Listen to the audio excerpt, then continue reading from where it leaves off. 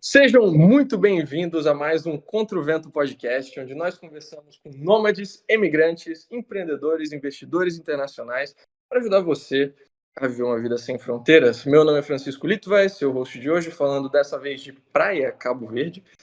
Não é da praia, a cidade se chama Praia mesmo. Primeiro podcast gravando aqui da África. Mentira, a gente já teve podcast do Marrocos, esquece essa linha. Enfim, como co-host hoje, temos a Camila Vargas. Camila, como que você tá? Tá falando de onde? Olá, tô ótima, obrigada. Estou falando de Encarnação, Paraguai, e é a minha Possivelmente primeira mais bonita do participação Paraguai. aqui. Legal, feliz de participar pela primeira vez do Contra o Vento Podcast. É um prazer ter você aqui com a gente hoje. E hoje a gente vai falar com a Lígia Rolim, também muito conhecida no movimento libertário brasileiro, brasileira trabalhando no ramo de cibersegurança em Portugal. E no papo de hoje ela vai nos contar um pouco mais sobre como está esse mercado na Europa de cibersegurança e também sobre as diferenças da vida na Itália, em Portugal e também em comparação com o Brasil. Lígia, prazer ter você aqui com a gente hoje. Como que você está e tá falando de onde? Oi, pessoal. Primeiro eu quero agradecer o convite, um grande prazer estar aqui. Estou falando hoje de Lisboa, aqui em Portugal, onde eu moro atualmente.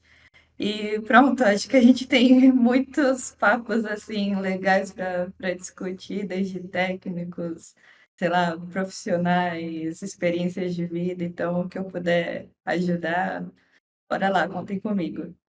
Com certeza, já gostaria de deixar aqui o salve para todo o pessoal que foi no Meetup da Setinha em Lisboa há 2, 3 semanas atrás. Inclusive, a Lígia estava lá junto com a gente.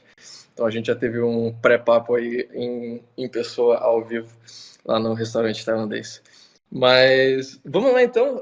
Lígia, conta um pouco para a gente, para começar, assim, de onde que você é no Brasil e como que você acabou entrando no mercado de cibersegurança. Bom, é uma longa história.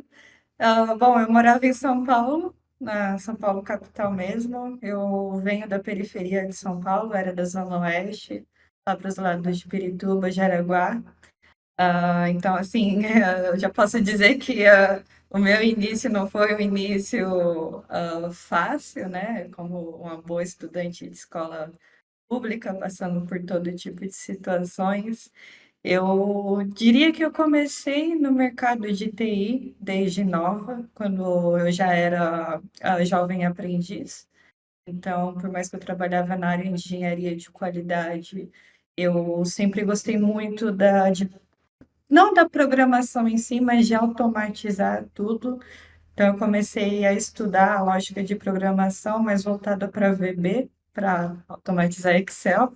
Era uma forma minha de fazer trabalho menos chato.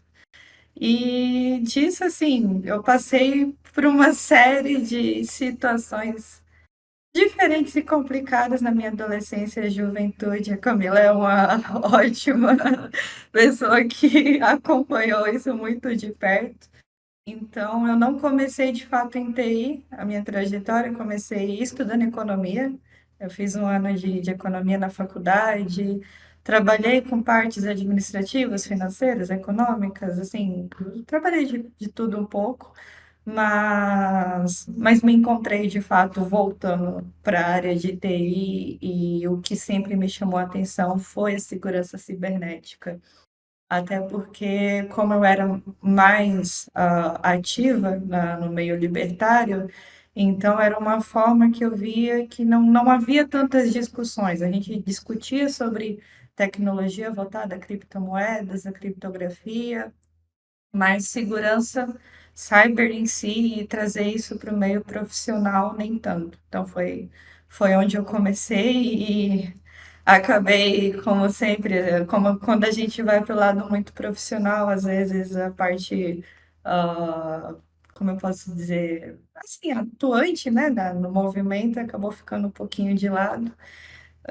Então, eu ingressei como programadora, eu já estudava programação por conta mesmo e já entrei no mercado, já entrei numa empresa de cripto, já trabalhando com Solidity, com a programação back-end, e nisso eu frequentava bastante eventos de cyber, já por fora de todas as comunidades de dev, todas as comunidades libertárias, já era frequentando eventos de cyber em si, e nesses eventos foi onde eu fui me desenvolvendo mais e fui entendendo qual que era o foco que eu queria.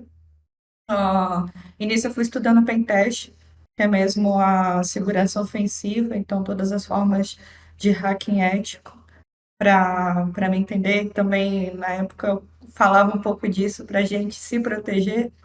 Então, a parte de você saber o ataque, saber a técnica em si, ela é muito mais para sua defesa do que para você atacar as outras empresas, outras corporações, enfim. Então, fui me desenvolvendo nisso, realizei algumas palestras, porque no caso eu já estava bem mais firme nessa parte de segurança ofensiva, então eu palestrei no C6 Bank, palestrei na TOTUS, palestrei em mais outras duas empresas de tech grande em São Paulo. Palestrei também na maior conferência de hacking da América Latina, RoadSec, onde eu levei um pouco mais sobre segurança em aplicações utilizando blockchain. Então, fiz uma demo prática, né, de um aplicativo, enfim, fui me encontrando nisso e ingressei de fato no mercado, numa gigante de consultoria de TI, que era Activity, lá no Brasil. Entrei como analista de SOC, então era uma área de operações de segurança 24/7. A gente diz que é uma área de chão de fábrica, porque, enfim, a gente trabalhava sob escalas.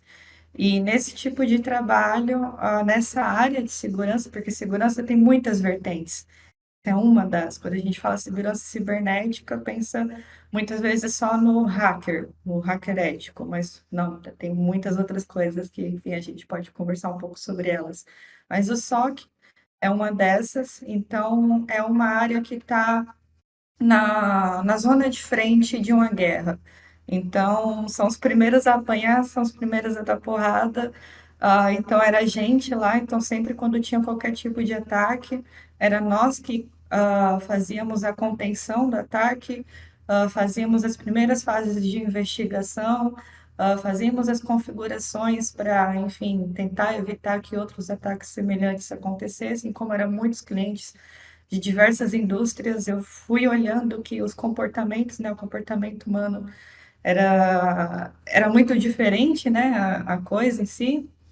E nisso eu percebi que por mais que eu gostava muito da parte ofensiva, que era onde eu queria me especializar, foi onde eu comecei, eu percebi que a segurança defensiva era muito mais interessante. Porque aqui a gente tem uma frase em cyber que é: o hacker, ele pode errar muitas vezes, muitas. É fácil o trabalho do hacker, porque ele só precisa acertar uma vez. Já a defesa, a gente não pode errar nenhuma vez, nunca. Porque um único erro pode destruir uma empresa, pode destruir uma vida, pode destruir muitas vidas. E, enfim, a gente teve muitos exemplos disso na pandemia também. Então, eu percebi que era tão mais integrante a parte de defesa quanto de ataque, e acabei focando mais em me especializar nisso. Logo em seguida, depois de um tempo, eu trabalhei na Ambev. Então, a Ambev me chamou para ser engenheira de segurança de aplicações. Eu era engenheira sênior, então eu coordenava todo um produto, toda a parte de cadeia de construção de um produto seguro, de uma aplicação segura, realização de testes de penetração para fins de defesa também, nesses produtos. A gente atuava em linha de frente também, daí já veio uma introdução à guerra cibernética, que foi principalmente o que aconteceu na questão da Rússia e da Ucrânia naquela época. Então, muita gente pensa que isso foi só um conflito governamental, que foi um conflito só naquele pedaço, né, do continente, mas não. Pensa em todas as empresas que tinham filiais em Kiev, e pensa num cenário de guerra cibernética. Todas as empresas que estavam lá foram atacadas, porque isso era um impacto financeiro. As pessoas que trabalhavam lá, impacto financeiro para o país, E pra gente também que, enfim, estava em todos os cantos do mundo e tinha que conter isso. Então, foi uma skill que eu acabei ganhando, né? Foram tempos difíceis, mas enfim. E da Ambev, eu trabalhava remoto, então, por um tempo, eu e meu marido, a gente considerou ir para a Itália. Aí já vem um pouquinho mais, né, da minha mudança. A gente estava no Brasil e a gente estava muito indeciso sobre o que fazer, para onde ir, porque a gente já estava de saco cheio do Brasil. Eu e ele, a gente já tinha, assim, muitas conversas de que não era o país ideal para a gente ter a nossa família, para ter os nossos filhos. Tava muito difícil viajar, porque tudo era muito caro, e a gente gosta muito de viajar. Tava muito difícil ir no mercado e a gente gastava no mercado R$ 1.400 na feira e não tinha assim metade da carne da mistura do mês. E assim, a gente já estava vendo que aquilo não ia mais para frente. Então, nos perguntamos, né, para onde ir. Consideramos até outros estados no Brasil, mas só ia prolongar um pouquinho mais o inevitável.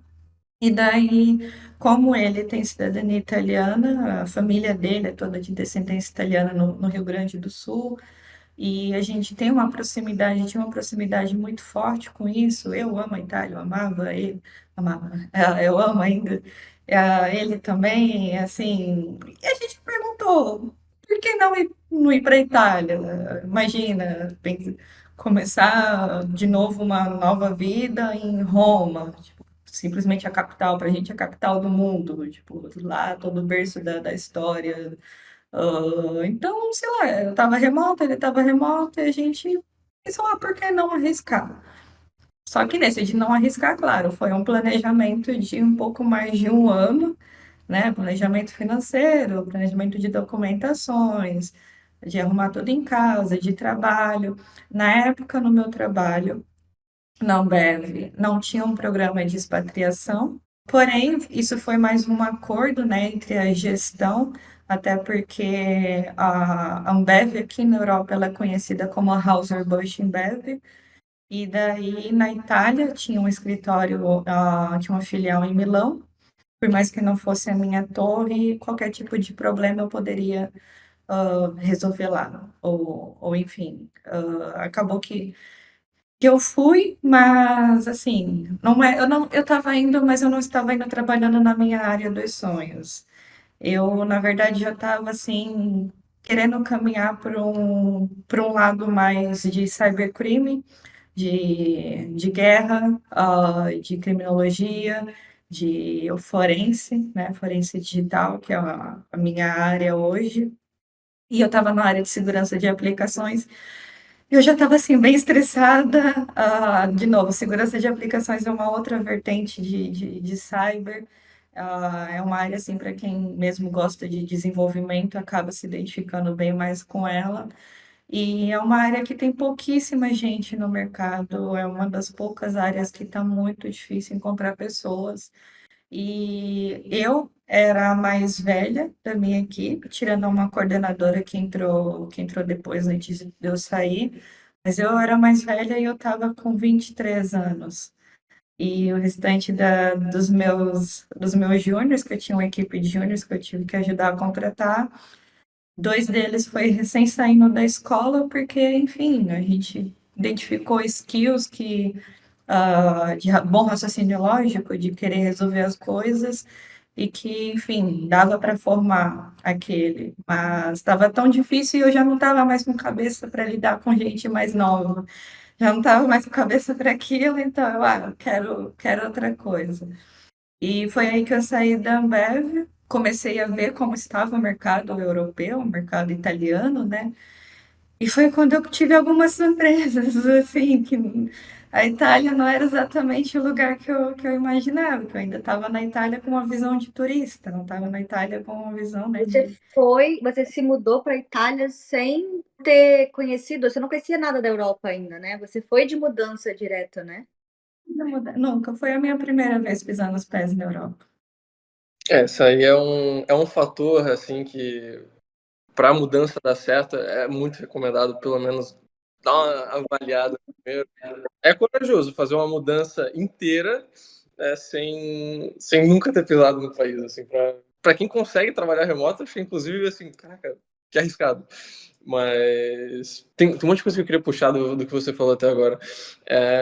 Uma coisa, assim, a questão de juntar a sua área com libertarianismo é algo que, assim, você também tem uma afinidade ideológica. Acho legal isso, porque no ramo de TI, eu acho que tem muitas coisas que a pessoa pode contribuir para movimentos de liberdade e para o libertarianismo de forma geral, criando software, né? Tanto o pessoal que está trabalhando diretamente em cripto, por exemplo, o pessoal aí acho que estão contribuindo de uma maneira relevante, mas também toda essa parte de assim, software de anonimidade ou software sabe, a questão de manter a privacidade do governo, cibersegurança, mas é uma parte que está muito assim, alinhada de você conseguir manter o controle dos seus dados, né? Você conseguir manter o controle dos dados da sua empresa e não deixar isso vazar. Eu achei legal essa junção. E o fato também que você estudou economia 1 ano e depois dropou para TI, eu acho que tem uma legião de pessoas que entrou na economia achando que ia ser Hayek, ia ser Rothbard, ia ser as paradas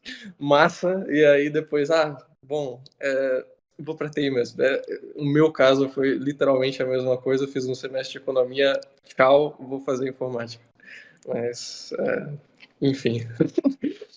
Do lado de cyber, eu queria voltar um pouquinho assim do que você tinha falado da sua entrada no mercado de trabalho. Você mencionou que você foi para vários eventos também, né, no ramo. Como foi assim, o processo de conseguir o seu primeiro emprego? Foi diretamente relacionado a ir em conferências, estar ali em pessoa e aí conseguir uma oferta? Acho que esse primeiro emprego que muita gente tem dúvida de como conseguir. Porque uma vez que você está na área, você vai crescendo, vai se estabelecendo. Mas a primeira oportunidade, acho que é importante a gente pontuar como é que foi. Boa. Bom, tem duas coisas muito importantes que são as chaves para você entrar em cyber. Primeiro é networking, extremamente importante. Lembra que você está entrando numa área de segurança. Então, pensa que muitos, se não a maioria, sei lá, 90% dos profissionais são extremamente desconfiados.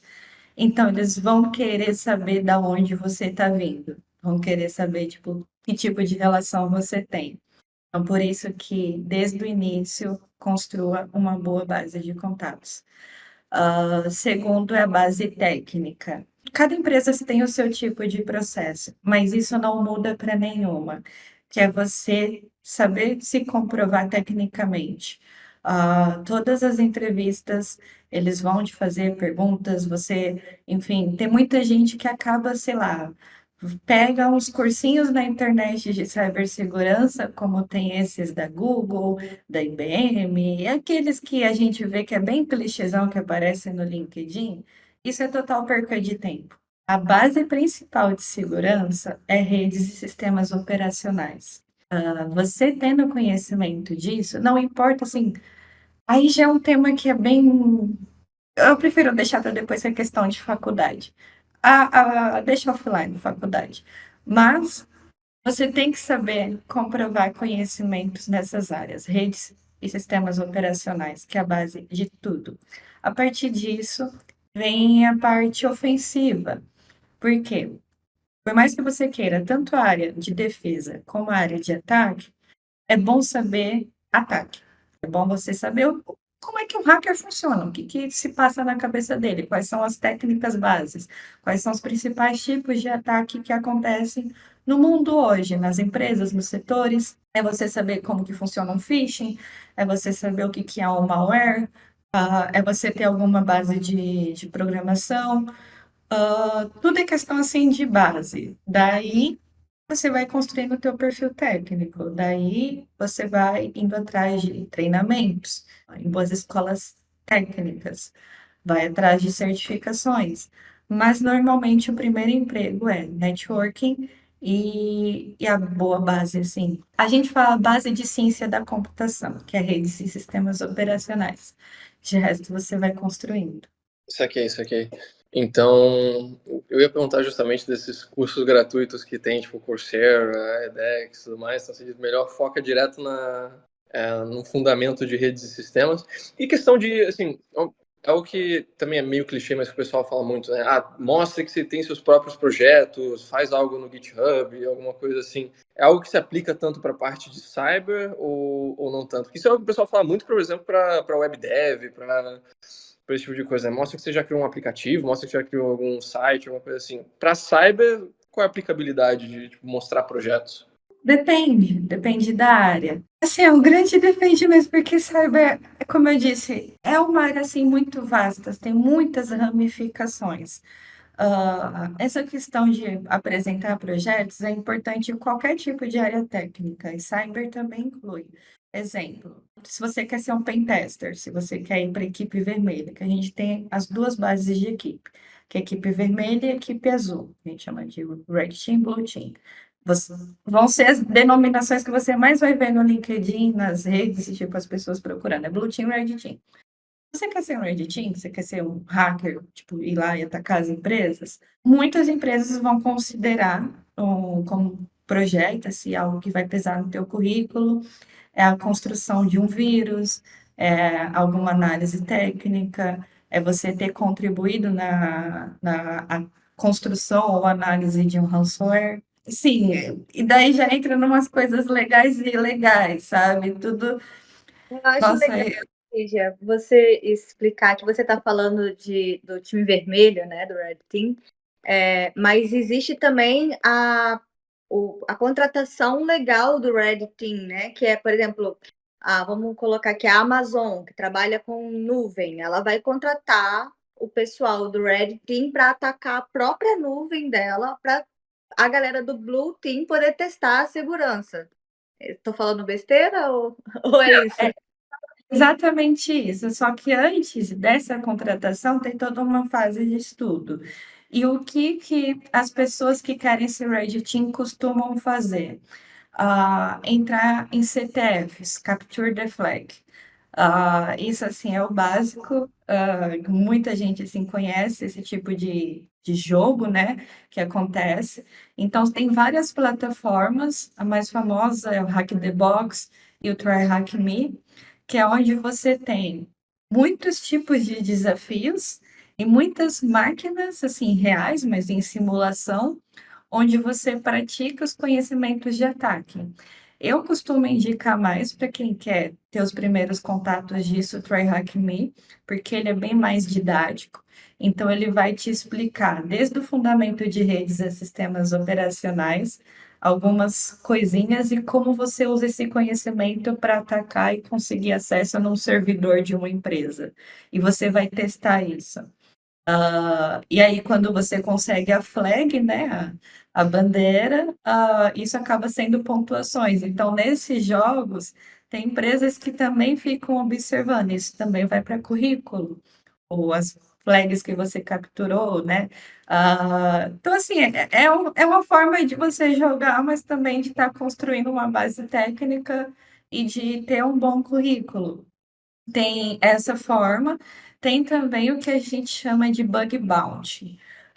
O bug bounter, ele normalmente, o mais indicado é uma plataforma, que agora eu esqueci o nome dela, mas depois eu posso passar para vocês alguns links, se a galera pedir.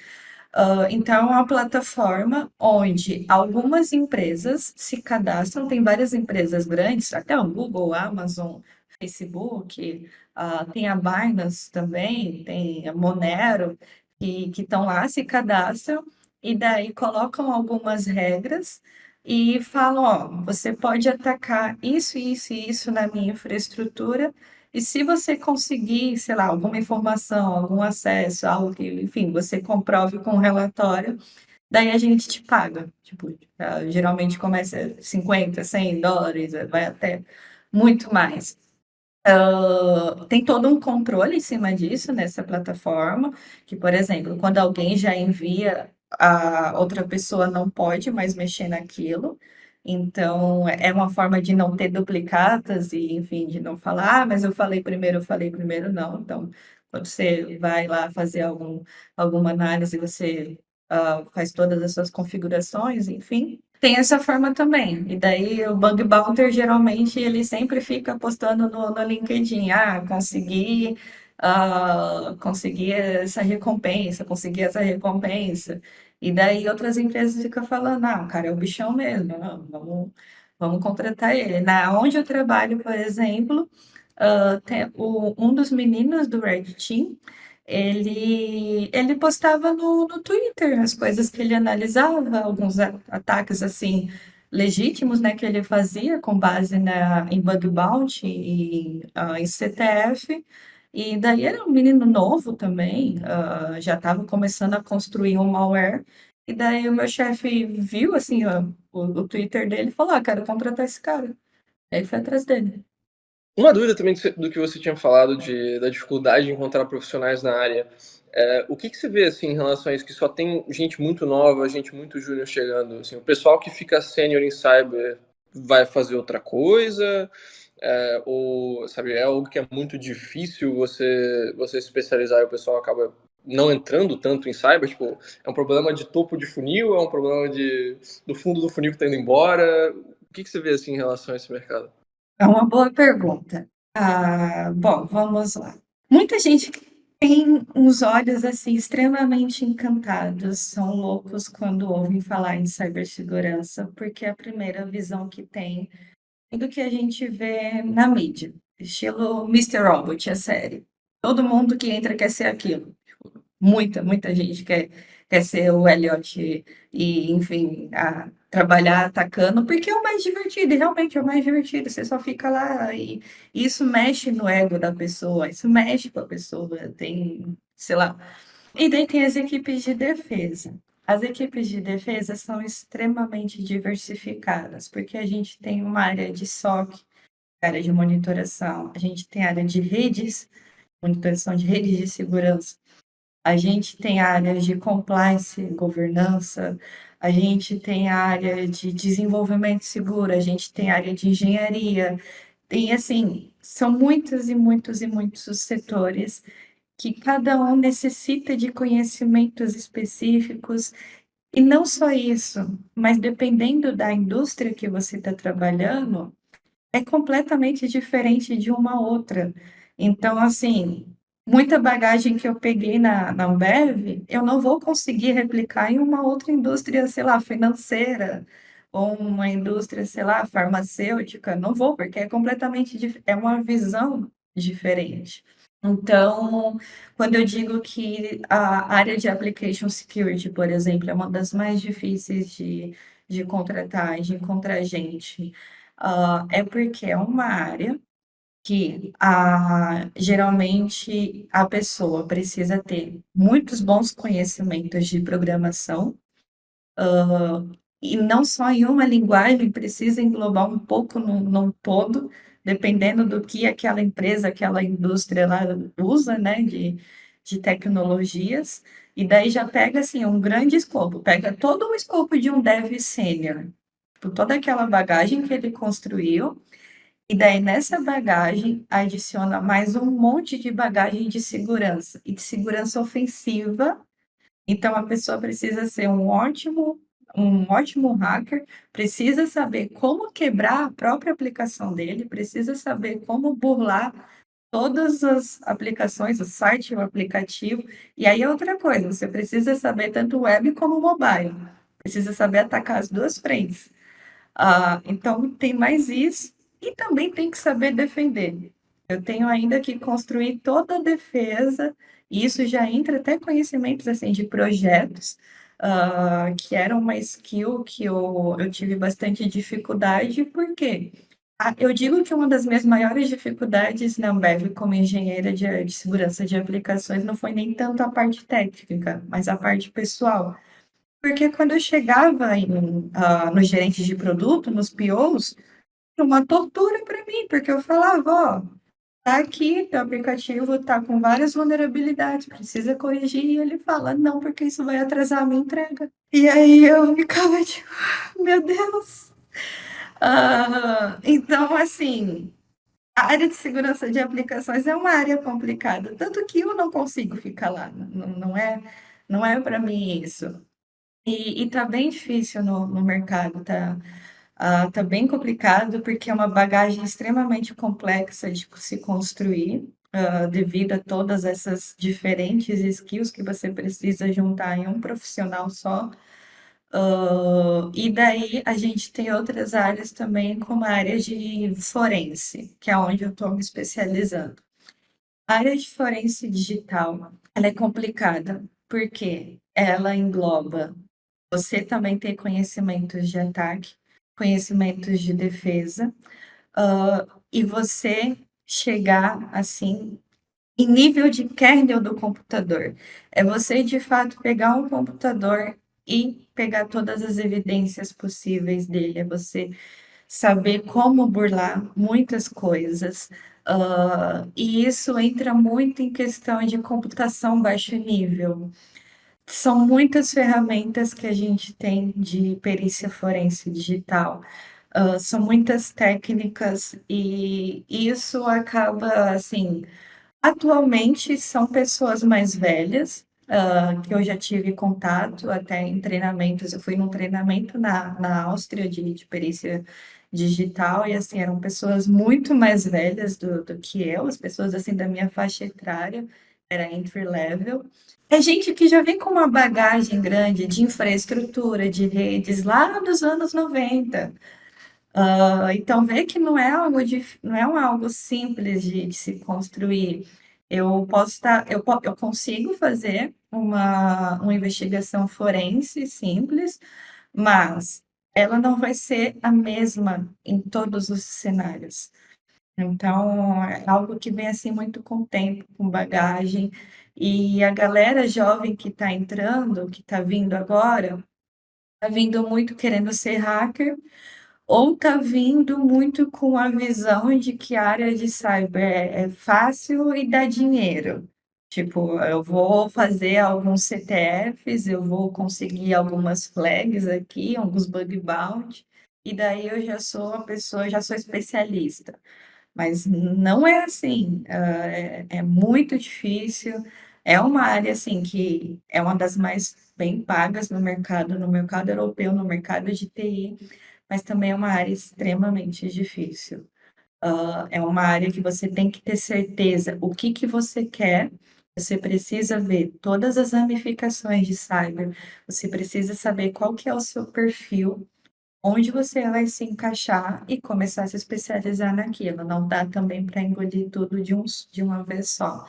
Não dá para engolir muitas tecnologias, porque não vai aguentar. E eu digo isso assim, por experiência, porque eu também já cometi muitos erros em cyber. Eu já passei por 3 burnouts. Então, assim, Eu ia mencionar isso, que é uma profissão muito estressante, né? Porque você está sobre responsabilidade da segurança de empresas muito grandes, isso envolve muito dinheiro, isso não só da própria empresa, mas, por exemplo, eu lembro que você já trabalhou com um banco também, isso envolve o dinheiro do banco e dos clientes do banco, então são vidas aí envolvidas, né? Então, se você comete um erro, o peso que você carrega e a responsabilidade que você carrega é muito grande. Então, você é uma profissão de muito estresse, né, Lívia?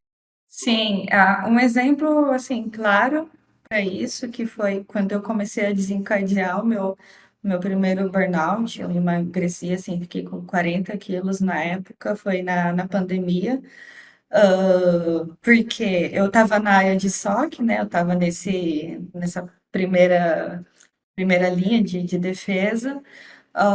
E daí a pandemia foi um inferno para muitos profissionais de segurança, principalmente os que trabalhavam em SOC, porque a gente via assim, à nossa frente, a crueldade humana, as pessoas sendo ruins a ponto de atacar infraestruturas de hospital, a ponto de, em um momento, eu ver um ataque real na minha frente de uns delinquentes que conseguiram acessos, né? Porque tudo hoje é internet, é conectado na internet. A gente tem pessoas lá em UTIs e tem máquinas que são conectadas à internet lá.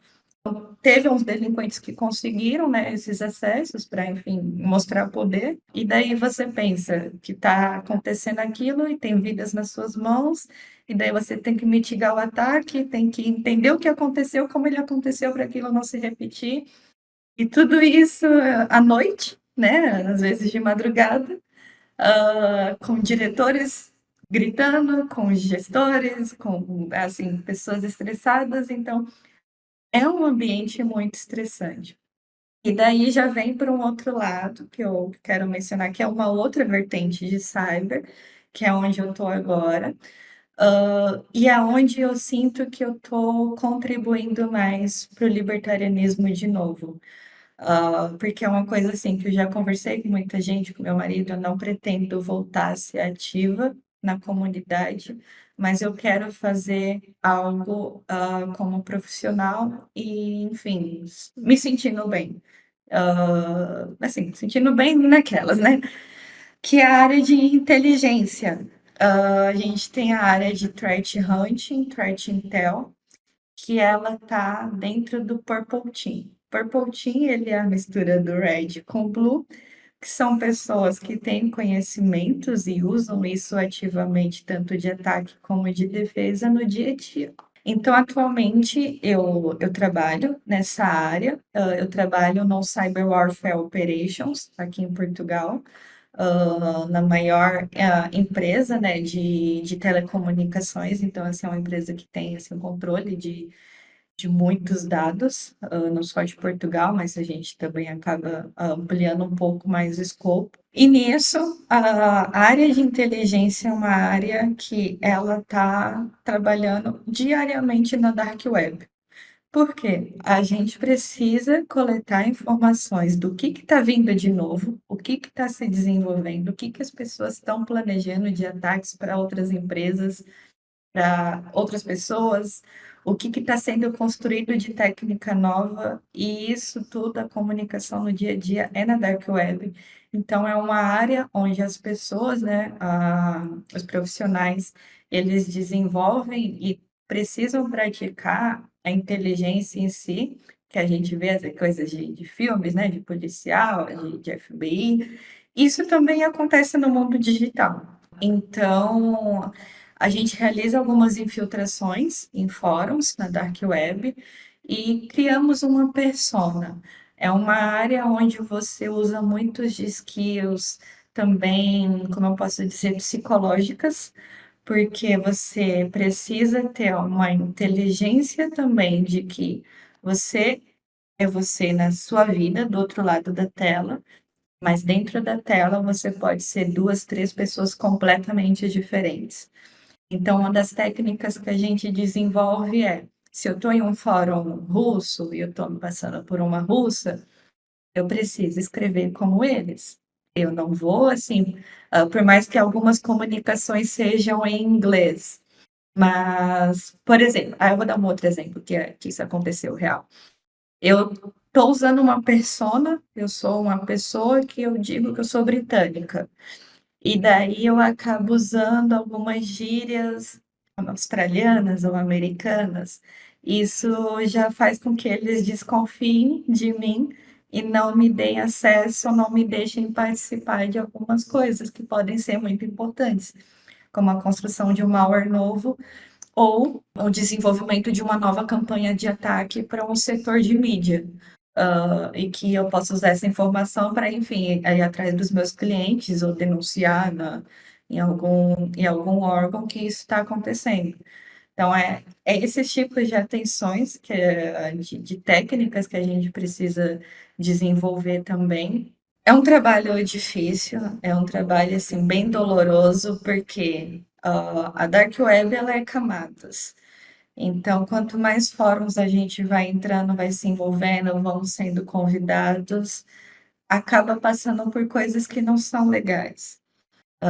Então, assim, só esse ano eu já me deparei e tive que passar, o pior que tem situações que você tem que passar, precisa ver fóruns não sei se pode falar isso aqui.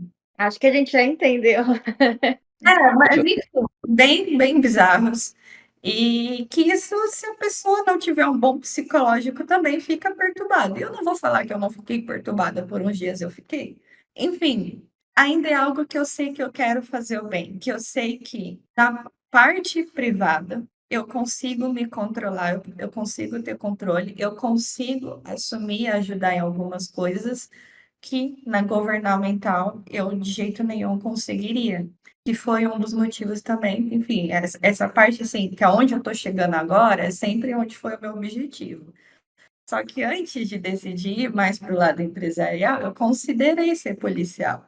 Eu considerei ir para a Polícia Civil, eu considerei Exército, mas não é assim que as coisas funcionam. Eu sei que muitas coisas fecham os olhos, ou que não vão atuar, ou que não tem orçamento. Eu ia falar orçamento, o governo tem trilhões aí de impostos, mas enfim, ou que falam que não tem orçamento para investigações, e que eu não ia me sentir bem.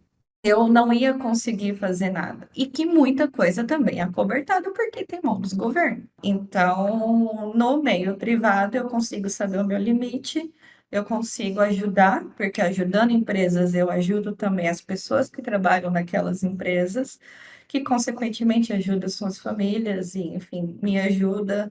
É a culpa ah, das empresas também. Isso, e quando eu vejo que tá demais, que, enfim, tem coisas que eu não tô gostando, eu posso sair. Já não é como eu pedi para sair se eu fosse uma policial, se eu fosse do exército. Então, é isso. Aí, atualmente, a minha posição, ela é de investigadora de crimes cibernéticos. Então, a gente acaba realizando muitas coisas. Nessa posição também de Purple Team, algumas empresas, algumas áreas, a gente trabalha com pentest físico.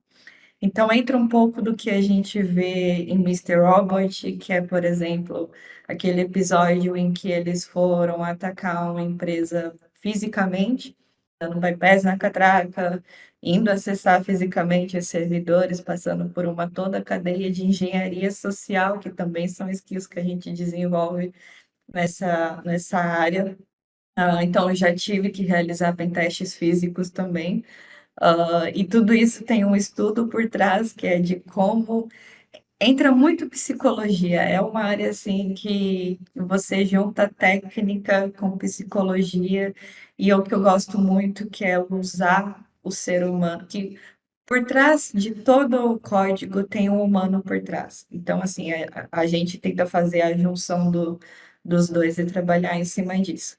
E essa é uma das vertentes de cyber também. E é pouco explorada, tem poucas empresas que tá desenvolvendo isso, mas é algo assim que a gente vê como assim, uma das opções que mais vai crescer. Um mito que eu acho interessante sobre segurança e hacker é que as pessoas acham que a segurança de uma empresa e ou atacar uma empresa é tudo feito com códigos, mas existe muita skill social aplicada, né? Acho que a maior parte é skill social. Inclusive, assim, a pessoa captura senhas e falhas de segurança através de skills sociais, né? Ela vai conversar com alguém que tem acesso às contas daquela empresa e vai conseguir login e senha com ela, ou, né, vai mandar um e-mail com um linkzinho, fazer ela clicar naquele link ofensivo. E uma também das formas de fazer a segurança da empresa é um treinamento também dos funcionários, né? Ensinar eles a não clicar nesses links, a não colocar um papel com login e senha de todo tamanho na sala do escritório, essas coisas assim. Aí você citou uma outra área de cyber, que é cyber awareness. Então, tem profissionais disso que a responsabilidade deles é realmente a conscientização, que é você, muitas vezes, se trabalha com equipes de defesa, né? Que às vezes, sei lá, acabou pegando um ataque. E daí esse ataque veio de uma engenharia social. Então, vamos fazer um treinamento com a galera, explicar como isso aconteceu, para não acontecer mais. E daí eles fazem assim bastante coisinhas que é para as pessoas sempre terem em mente a segurança. E isso faz com que as próprias pessoas vão inconscientemente, até no seu dia a dia pessoal, já começando a questionar algumas coisas. Então, de repente, recebe lá no celular sei lá, uma campanha, clique aqui nesse link e ganhe X de desconto. E normalmente ela clicaria, mas como ela já passou por treinamento, já viu coisas constantemente na empresa do quão perigoso é, ela vai falar: Nossa, eu não vou clicar isso porque senão é golpe, vão roubar meus dados. Então, e isso vai passando de boca em boca também. Então, é um trabalho que você acaba estendendo isso para fora da empresa, que é assim o mais importante para todos. Muito massa. Eu acho que a gente poderia entrar um pouco agora no voltar para o tema que você tinha aberto antes, que é da mudança para a Itália e adaptação lá. Você se mudou então do Brasil diretamente para Roma ou era município de Roma? Onde que você foi?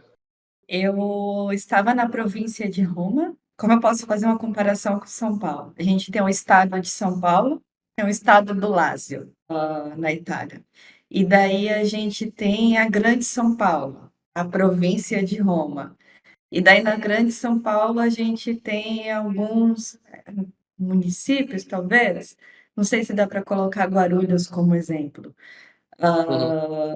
Então eu estava no equivalente a Guarulhos em São Paulo. Então eu estava na província de Roma, mas numa cidadezinha chamada Velletri, que ficava 1 hora de trem do centro de Roma. Entendi. Isso daí acaba sendo a solução para a maioria das grandes capitais da Europa para quem quer ficar com tipo, conectividade de uma cidade grande, mas ainda a baixo custo, né? Porque o aluguel dentro das capitais é Deus nos acuda, mas felizmente tem trem, então dá para ir e voltar das cidadezinhas do lado bem perto. Como que foi o processo de adaptação? Assim, quanto tempo vocês ficaram no total na Itália, no fim das contas? Bom, vou começar do processo de adaptação, mas a gente ficou quase 1 ano lá, agora eu esqueci, é tanta coisa na cabeça, eu acabei esquecendo o tempo exato. Mas quando a gente foi, isso foi uma loucura que a gente cometeu e eu não. Foi muito bom, a gente conseguiu superar, mas eu não recomendo que é. A gente estava planejando a nossa mudança para a Itália, nosso casamento ao mesmo tempo. E a gente se casou 2 dias antes de se mudar. Definitivamente. Então, a Camila, ela viu o caos que a situação que eu estava, uma pilha de nervos, né? E ainda, para terminar assim, de lascar tudo, meu casamento foi em Porto Alegre, não foi nem em São Paulo. Então, eu estava também planejando um casamento à distância. Enfim, foi complicado. Porém, acho que só não foi mais difícil o começo da adaptação, porque a gente foi com a mãe do meu marido, que ela fala italiano fluente, já viajou para a Itália, morou um tempo na Itália estudando. Então, a gente estava indo com um suporte inicial, porque a gente também não falava nada de italiano. Tá? E esse foi um outro erro que a gente cometeu. Vamos chegar na Itália, lá a gente se vira e vai aprender. A gente sabia o básico do italiano, mas a gente falou: italiano, língua latina, lá a gente se vira e aprende no dia a dia tranquilo. Só que não é bem assim. Lá, eles simplesmente não falam inglês. Se você está pouquinho fora da zona turística, até mesmo na zona turística já não é lá aquelas coisas com inglês, vai ser difícil. Vai ser, assim, extremamente difícil se você não tem um bom italiano. E isso a gente percebeu que seria horrível se a gente não tivesse com ela lá para começar a resolver as questões burocráticas. Então, muita coisa foi facilitada porque ele tinha cidadania, e daí eu precisava fazer o meu permesso de soggiorno. Só que para eu solicitar, né, o meu permesso, que era a minha permissão por ser esposa de cidadão italiano, uma permissão na parte familiar, a gente tinha que ter um contrato de aluguel. E daí, para fazer esse contrato de aluguel, muitas imobiliárias estavam solicitando um contrato de trabalho italiano. E daí foi quando a gente percebeu, opa, peraí, não é bem assim. A gente foi preparado em uma outra, muito bem preparado em uma outra coisa que era financeira. Então, tinha lugares que a gente sabia que teríamos que oferecer até 6 meses de adiantamento, E daí a gente foi preparado com 1 ano de adiantamento dentro do nosso budget. Então, a gente queria encontrar algo na faixa de 550 euros, mas a gente foi preparado para pagar até 750 euros. Então, com base nesse limite, a gente foi com um bom valor reserva para ter que dar, se precisar, para, enfim, ter aonde morar e ter segurança. Então, isso a gente estava ok. Mas a gente não estava ok na parte de que tínhamos que ter contrato de trabalho italiano. Então, acabou sendo uma dificuldade. E a gente já estava olhando nas cidadezinhas mais afastadas de Roma, porque a gente fez um mapa, né? Começou a olhar trilhos de trem, de metrô, de ônibus, e a gente começou na cidade de Anzio, que é uma cidade litorânea, também é 1 hora de trem. E era bem bonitinha, bem perfeita, com praia, assim, lindo. Só que lá, e o que tem acontecido muito na província de Roma, só faziam aluguéis por temporada. Então, eles só faziam, assim, em meses de verão, em meses de inverno, ou sei lá. E pra gente, não, a gente queria algo de pelo menos 1 ano. Outra coisa também que acontecia, era alguns proprietários que não aceitavam pets. A gente não foi com o Batman, o nosso gato de início, ele acabou indo uns meses depois que minha amiga levou, porque, enfim, a gente queria se organizar primeiro antes dele chegar. Mas a gente já chegava e perguntava, e muitos não aceitavam, e foi uma coisa que a gente não esperava da Itália. Então, enfim, antes acabou não sendo uma opção, a gente foi para uma outra cidade chamada Aprilia, também não tinha estação de trem, mas tinha ônibus que ia para Roma, também 45 ou 50 minutos. E lá foi horrível, porque eles não falavam absolutamente nada, mas assim, nada de inglês, e nunca tinham visto pessoas que trabalhavam remoto para empresas no exterior que queriam se fixar naquela cidade na Itália para morar e pronto. Para eles era surreal você trabalhar de casa com um contrato de trabalho no exterior e ganhando euro, ganhando, tipo, conseguindo converter de uma moeda estrangeira para euros. Assim, a gente se surpreendeu muito com a mentalidade extremamente atrasada de grande parte dos italianos. Então, foi uma cidade muito estressante. Eu fiquei assim, bem. E isso com alguém falando italiano com a gente, que era a minha sogra. Se tivesse nós dois sozinhos, eu acho que naquele momento eu já teria pensado em desistir. Ou uma das opções que a gente tinha era ir para Calábria, porque lá estava sobrando assim. Estava muito mais fácil, a gente já tinha alguns contatos que estavam lá de brasileiros, era bem mais barato, só que, pô, é a Calábria, não, tem o fato de ser a Calábria, né? Tirando um pouco da parte do estereótipo, tinha a parte de que não tinha aeroporto, e a gente queria um lugar com fácil acesso ao aeroporto, porque a gente queria viajar. Eram lugares assim com mais mente fechada ainda. E a gente não sabia se era isso mesmo que queríamos quando a gente teve aquele choque do que era a Itália de fato. Então a minha sogra acabou ajudando muito nisso, na parte de comunicação, que a gente não conseguiria. Então, sempre reforço como é importante saber a língua local, principalmente, acho que mais do que diz respeito à Itália, não sei falar muito, mas a Itália, assim, é extremamente essencial. E daí a gente, naquele mesmo dia, foi um dia muito cansativo, ainda em muitas imobiliárias, nós acabamos pensando assim, quer saber? Vamos entrar num ônibus qualquer e ver onde o destino vai nos levar. Foi exatamente assim. Daí a gente parou na cidade chamada Velletri. A gente viu que ela tinha uma linha de trem, então, enfim, é uma linha de trem que dava para Roma, então, ok. Era bem bonitinha, assim, é uma cidade extremamente histórica. Ela passou por muitas coisas, assim, durante a Guerra Mundial.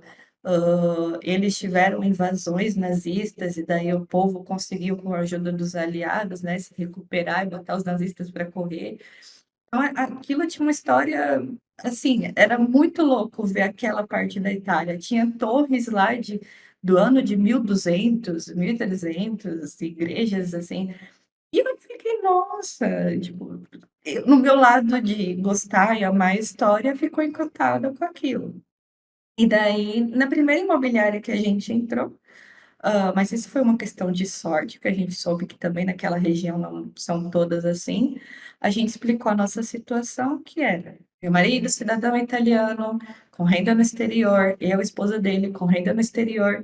Aí a gente abusou um pouco pro lado família, porque eles têm essa parte família muito forte. Então, a minha sogra, ela ressaltou, tipo, que ela, com a importância, a mamá, né, a madre trazendo o filho recém-casado com a nora, para conseguirem a primeira vida, assim, na Itália.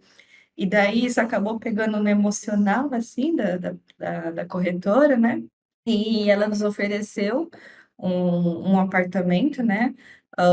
Que era um apartamento, assim, bem grande, era a 95 metros quadrados, 2 andares, assim, full mobiliado por 650 euros. E assim, extremamente novo. O apartamento tinha acabado de ser reformado, os móveis eram todos novos. E foi uma diferença brutal de valor, considerando assim, Roma, a capital. Apartamento novo numa vila na Itália? Como assim? Sim, porque a gente não, em Roma, com acesso aos metrôs, não achava nada por menos de 1.100 euros. E daí esse a gente conseguiu encontrar nessa faixa de valor, estavam pedindo para a gente, acho que pediu 3 meses de caução, mais um que era a taxa da imobiliária, e a gente, não, beleza, a gente veio aqui para pagar até um ano, então esse valor tá ótimo. E assim, os primeiros dias, depois que a gente conseguiu se estabelecer, a minha sogra conseguiu dar uma ajuda com o italiano, a gente conseguiu dar entrada em algumas questões burocráticas, foi ok. Só que depois, no decorrer dos dias, a gente foi vendo que a Itália era assim, diferente. Então, é uma coisa que eu gosto de falar bastante, que foi o que mais me impactou. Eu queria sair de uma cidade grande, capital como São Paulo, porque eu estava louca com aquilo, e eu queria ir para algo pequeno. Eu fui para algo pequeno, fui para uma cidade, uma capital como Roma, uma cidade histórica, uma vila, era uma vila nas montanhas, assim, eu tinha vistas assim, pitorescas da típica Itália. Só que eu estava, não tinha evento, assim, tinha eventos, né, de comunidades, mas não tinha shows de rock, não tinha bar, não tinha balada. Até em Roma mesmo, as baladas fechavam 2 horas da manhã, não tinha vida noturna, não tinha tecnologia, as pessoas com pensamentos extremamente ultrapassados. Eu sou morena. E naquela cidade, assim, naquele lugar que a gente estava, era de 50 mil habitantes, eu me destacava muito isso. Isso era algo assim que eu não esperava. Eu nunca fui de ligar para essa parte de etnia, nem nada para mim. Achava que isso era ok, só que aquilo começou a me deixar assim, porque, pô, eu saía nas ruas e as pessoas encaravam e, assim, não disfarçavam, me encaravam e ela é estranha. Uma das formas que eu aprendi italiano foi fofocando, porque, enfim, sério, às vezes, quando eu consegui criar confiança para ir no mercado sozinha, por exemplo, e também eu aprendi a caminhar muito, porque lá, assim, não tem carro, não existe Uber, também foi algo para mim que, porra, não tem Uber, não tem nada, então eu tinha que caminhar, e os mercados eram mais de 10 minutos caminhando. Então sempre vinha uma senhorinha para querer puxar papo, querer olhar para mim, às vezes em outros tons, querer saber quem sou eu, de onde eu sou. Fazer uma E entrevista rápida, né? eles são intrometidos, são gente intrometida. E daí, assim, foi uma forma que eu consegui pelo menos praticar o italiano, porque pelo menos como elas queriam saber de mim, então me ajudavam a falar. Então, enfim, foi uma troca, e daí acabou que eu acabei também me interessando em conversar com eles, mas também eram aquelas conversas meio irrelevantes, também não tinha aquela cultura, a gente não conseguiu fazer nenhuma amizade lá, nenhuma. Isso também foi algo que pegou bastante. Nós éramos pessoas em São Paulo, não assim, festeiras de sair, mas a gente tinha amigos, a gente gostava de frequentar lugares e tal, já lá foi diferente. E Receber a os gente amigos em casa, ir na casa dos amigos. isso, lá e outra, eles defendem italianos, é italiano por italiano, e é isso. Eu passei por umas situações lá, assim, complexas, que eu não me sinto confortável em falar agora, mas que eu vi que era eles por eles mesmos e eu sim que me lasque.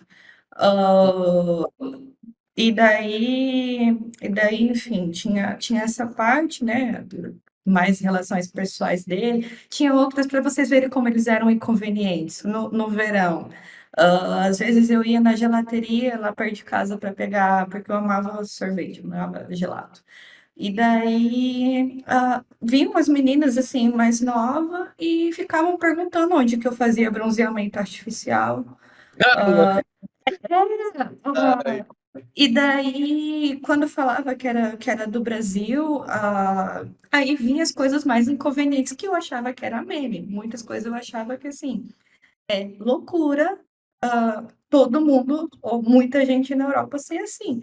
Mas não, definitivamente elas achavam que eu vinha da floresta. Ou eu vinha da Amazônia, ou eu vinha do Rio de Janeiro. E por que que eu tinha abandonado aquilo para ir para Velletri, na Itália?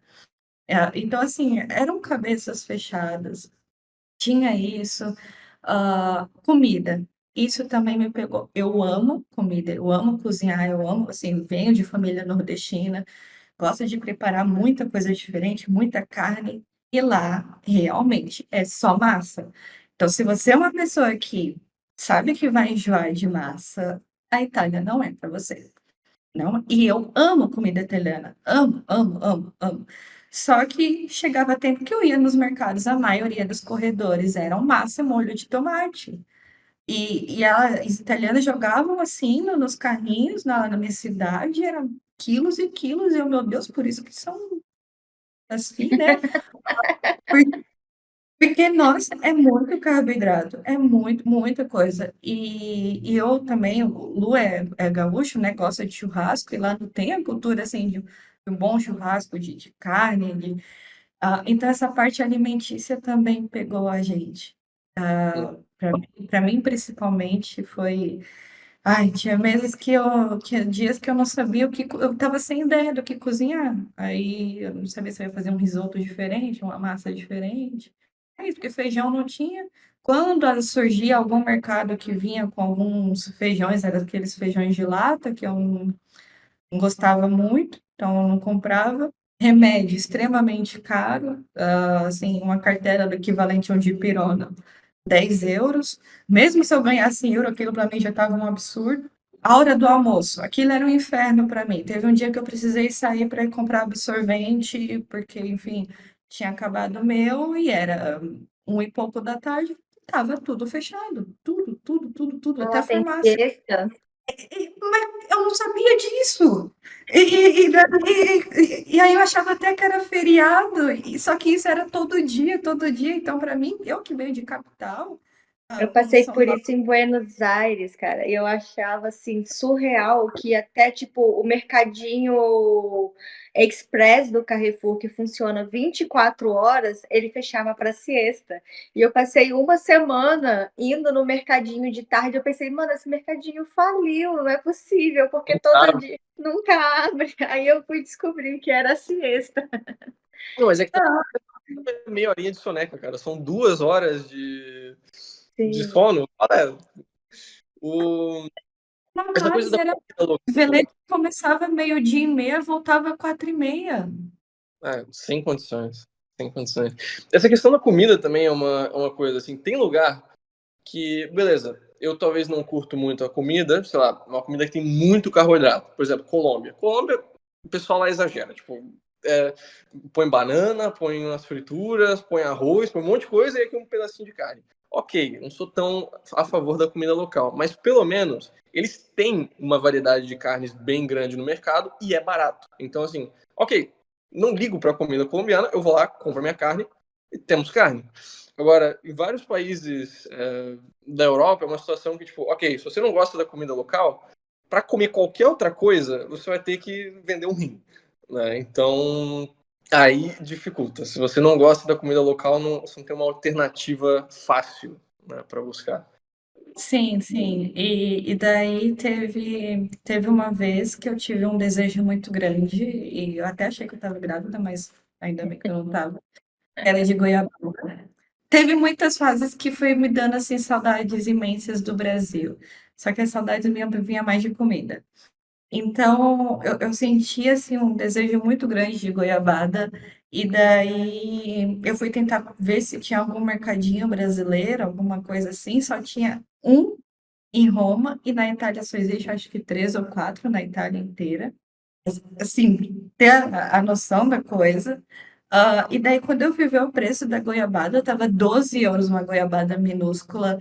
Eu falei, eu não acredito nisso. Eu não acredito, eu não vou comprar. Eu, não vou- eu morro, mas eu não vou pagar 12 euros uma goiabada.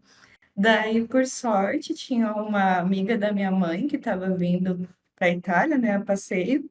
Então, eu acabei indo encontrar ela e eu pedi, pelo amor de Deus, para ela me trazer goiabada, era feijão de corda e foi cuscuz, tapioca.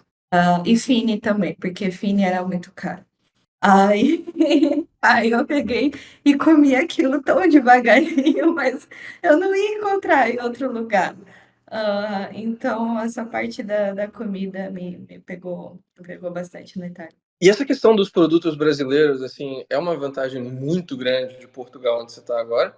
Mas não só eu diria Portugal, mas também, de forma geral, os vizinhos do Brasil, mas especificamente Paraguai, tem muito produto brasileiro. Portugal também, quando eu estava em Cascais lá, tem no mínimo 5 lojas de produto brasileiro e mais uns 2, 3 restaurantes brasileiros só ali naquela cidade. E até mesmo assim, nos países de língua portuguesa na África, como Cabo Verde, onde eu estou agora, eu fui comprar goiabada anteontem. Foi 4,5 € por 1 quilo. Então, assim, tem um monte de produto brasileiro. A gente estava comendo cuscuz ontem também na janta. Sabe, tem tudo quanto é produto brasileiro, porque são um país de língua portuguesa, eles têm um monte de importação do Brasil.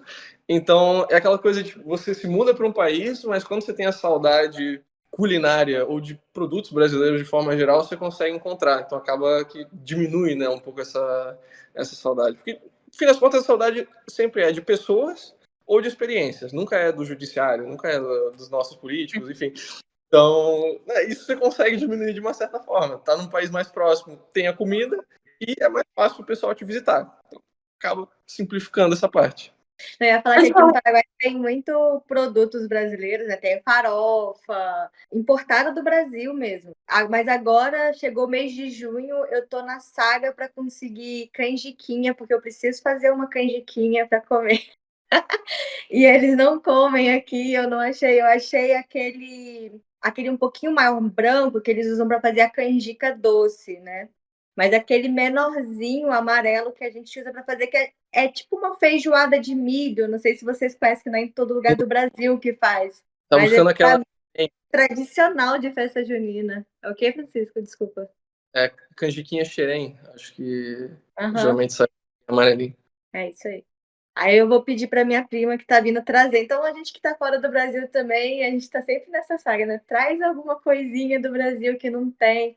Aqui no Paraguai, o pessoal fica louco atrás de cappuccino Três Corações, que é único do Brasil e é o melhor de todos. É Então, aqueles sempre rolos. tem. Ah, sim, comida, assim, eu acho que de tudo que eu passei foi uma das coisas mais fortes. E que, nossa, aqui em Portugal, quando eu pisei os pés aqui, eu não tinha dimensão. Eu sabia que tinha, assim, muita coisa brasileira, muitos brasileiros, era bem forte, mas a força acabou sendo bem maior do que eu pensava. E daí, assim, meu primeiro dia aqui, eu fui no shopping. Gente, shopping, tá? Outra coisa, assim, que eu morria de saudade na Itália era shopping. Não existia. Em Roma só tinha um shopping. Em Roma só tinha um shopping e era muito longe, era quase saindo da cidade. Tipo, aonde eu morava dava 2 horas e meia de transporte público, porque assim, não dava para ir de Uber, de nada. E mesmo de Uber levava, tipo, de carro levava 1 hora. Então era 2 horas e meia e assim. Não era um shopping, mas era muito ruim daqui. Quando eu cheguei aqui em Lisboa, era um shopping para cada bairro, praticamente, shoppings grandes, shoppings com cinema. E em Roma também só tinha um único cinema que era legendado, porque o resto era tudo 100% italiano, e também não tinham muitos, e eram extremamente afastados. E daí, quando a gente queria ver um filme legendado, tinha que ir para esse que era o cinema dos turistas. E daí aqui em Lisboa não, já tem assim muito cinema, muito shopping. E quando eu fui no shopping, eu encontrei muitos lugares na praça de alimentação com arroz, feijão e bife. E daí eu fiquei muito emocionada com aquilo. Eu comi feijão preto com tanto gosto, parecia que fazia muito tempo que eu não comia. Teve uma outra coisa também quando eu encontrei num restaurante pastel de queijo. Só massa. Eu chorei. A mulher me deu. O Lu ficou morrendo de dar risada, daí eu tive que ir pro banheiro para retocar minha maquiagem, porque eu chorei tanto comendo pastel. Enfim, aqui tem muita coisa. É coxinha para todo lado, é guaraná para todo lado, e então. Foi um jeito de, como eu fiquei muito tempo fora, muito tempo na Itália, me sentindo extremamente isolada, me sentindo totalmente desconexa. Aqui eu já me senti assim, eu tô na Europa, eu tô com oportunidade de viajar, de fazer o que eu quero, porque o nosso objetivo para vir para cá era viajar, era assim, explorar o continente europeu. Tô podendo viajar, tô na Europa e eu tô com um pouquinho de casa comigo. Então eu não tô assim tão isolada. Eu tenho coisinhas que me lembram casa, eu tenho brasileiros, assim, amigos que eu acabei fazendo, o que eu não fiz, que eu não tive nada disso na Itália. Então, isso para mim foi o mais importante. Conta pra gente também, Lígia, como que foi esse processo, assim, quando você pensou, eu não quero continuar aqui na Itália, você não escolheu Portugal de primeira. Como que foi esse processo de escolha? Você foi para Portugal sem conhecer Portugal? Como é que foi isso? Bom, eu não queria Portugal. Na verdade, assim, eu não sabia, a gente não sabia que se a gente queria sair da Itália, porque foi tão difícil, todo o movimento, assim, para ir para lá, e a gente acabou comprando umas coisinhas. Eu acho que o que facilitou mais foi o fato da gente não ter mobiliado uma casa. A casa já era 100% mobiliada, então o que a gente tinha comprado era, sei lá, de cama, algumas decoraçõezinhas, e pronto. Porque até panela e prato tinha. Então, assim, foi muito bom isso, ajudou no desapego. Mas quando a gente decidiu que queria sair para valer, foi quando eu não estava conseguindo encontrar nenhum emprego. Porque quando eu saí da Ambev, eu achava que eu fiquei um tempo assim, viajando, melhorando meu inglês e tal, para depois encarar o mercado europeu. E daí eu, quando eu comecei a enviar currículo aí nos LinkedIns e tal, era só vagas full italiano. E assim, eu estava num nível intermediário de italiano, mas eles pediam fluente, no mínimo avançado.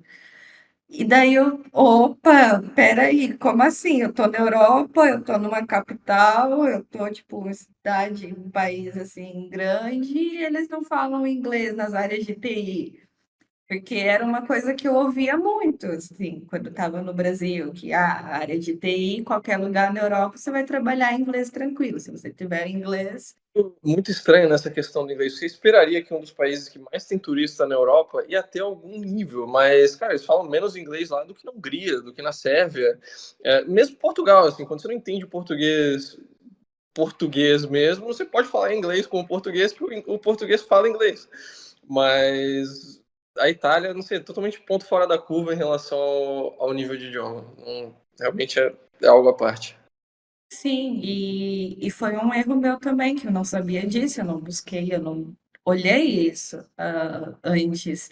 E daí eu até tentei fazer uma entrevista, cheguei a fazer uma entrevista com uma recrutadora em inglês, com um pouco de italiano, só que uma italiana começou a ficar limitada na entrevista e ela pegou e falou: O gestor técnico não vai querer, porque o time só fala italiano.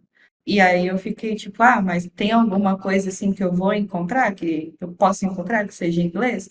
Daí foi quando eu comecei a puxar um pouco dos recrutadores. Aí vem a malícia de você pegar com quem tem mais experiência. E daí ela falou, talvez, e isso talvez, não era nem garantido, que eu encontrasse em Milão, no norte, que é Milão, tipo, é o centro financeiro, né, da Itália, mas era um talvez muito grande, que também não eram todas as empresas. Lá, na verdade, eles tinham como requisito que a pessoa falasse inglês, mas no dia a dia de trabalho era italiano. E era um italiano muito bom. Então, e eu também, assim, por mais que eu até considerasse, eu podia, assim, considerar focar em estudar full italiano para enfim, só que eu não queria perder tempo só italiano, italiano, italiano, italiano, porque é difícil. Você consegue chegar no nível intermediário se tiver boa dedicação, se tiver praticando no dia a dia, e o fato da gente estar morando lá e conversando com as pessoas ajudou muito a pegar muito rápido. Só que para chegar num nível avançado, e eu digo que não no nível avançado de conversação, isso eu sei que eu conseguiria desenrolar com tempo, assim, de dedicação. Era a parte técnica. O que a gente em TI tem, assim, de falar sobre códigos, de falar sobre tudo que a gente fala normalmente em inglês, que a gente não sabe nem, assim, se for parar para pensar o que é aquilo em português, lá não, eles traduzem absolutamente tudo para o italiano. Então, para eu escrever uma documentação técnica, eu não podia colocar os termos em inglês que eu geralmente coloco. Eu não podia colocar software security. Tinha uma outra palavra para software. Eu nem lembro agora, mas eu fiquei chocada com aquilo. Porra, é software, software, não tem tradução para isso. E aí você ia ter que dedicar muito para aprender uma coisa que é muito exclusiva, né? Uma língua que basicamente só a Itália usa. Então, é diferente de aprender uma outra língua como o inglês, o espanhol, que vão servir para oportunidades profissionais em vários países, né? Mesmo o alemão, sei lá, pelo menos fala em Alemanha, Áustria e Suíça. Tem 3. Itália, ok, tem um cantão na Suíça que fala italiano, mas não chega nem perto da versatilidade dos outros idiomas. Sim, sim. Então eu fui vendo isso, aí isso foi começando a me frustrar, eu não conseguia, aí às vezes surgia alguma coisa, mas não era para Roma, e também lá não existia o remoto, assim, era raríssimo, quando surgia remoto, e quando surgia pagava muito pouco, era muito, muito pouco assim mesmo, era menos do que eu recebia no Brasil, inclusive. E daí eu falei, eu não vou me sujeitar a isso. Então, tinha que voltar a considerar o full presencial, não era nem híbrido, era full presencial. Então, eu falei, pô, não vai dar, eu vou ter que começar a olhar para fora. Então, eu comecei primeiro a olhar para vagas fora da Itália, mas na União Europeia. Enfim, eu pudesse desenvolver o inglês e que, sim, fosse remoto. Estou trabalhando remoto, trabalhando daqui. Só que daí eu entrei num outro impasse, foi um outro problema. Primeiro tinha a questão o meu inglês, aí tem outra coisa também, o meu inglês ainda era mais limitado antes. Eu passei por algumas traumas na minha vida para destravar o inglês, eu acabei fazendo isso na Itália, e me ajudou, porque, enfim, a situação em que eu me coloquei, eu acabei destravando com muita mais facilidade o inglês, então, enfim, isso foi um ponto positivo. Mas tinha algumas entrevistas que eu sabia que eu não iria bem porque o meu inglês não estava tão bom, então isso também eu precisei colocar em mente, mas foi bom para ir adquirindo práticas e o meu desenvolvimento, só que o que tem acontecido aqui, as vagas remotas estão morrendo. E eu tô ficando louca quando eu vejo as pessoas postando em LinkedIn e redes sociais que trabalha remoto na Europa e que TI tá bombando remoto aqui, porque essa não é a realidade. Não é. Eu fiz muitos amigos recrutadores, eu conversei com mais de 50 recrutadores e as vagas remotas estão morrendo. Quando eu conseguia entrevistas para oportunidades remoto, eles queriam que eu estivesse fisicamente no país. Então, por exemplo, eu tinha uma vaga remoto que era para Munique. Tudo bem se eu estou em solo da União Europeia, mas irrelevante. Era remoto, mas eu tinha que estar em Munique. Aí começou a acontecer essas coisas e eu, meu Deus do céu, o que está acontecendo? E eu não pensava em me mudar. Mas daí eu falei, também não posso ficar sem trabalhar, então talvez eu tenha que considerar me mudar.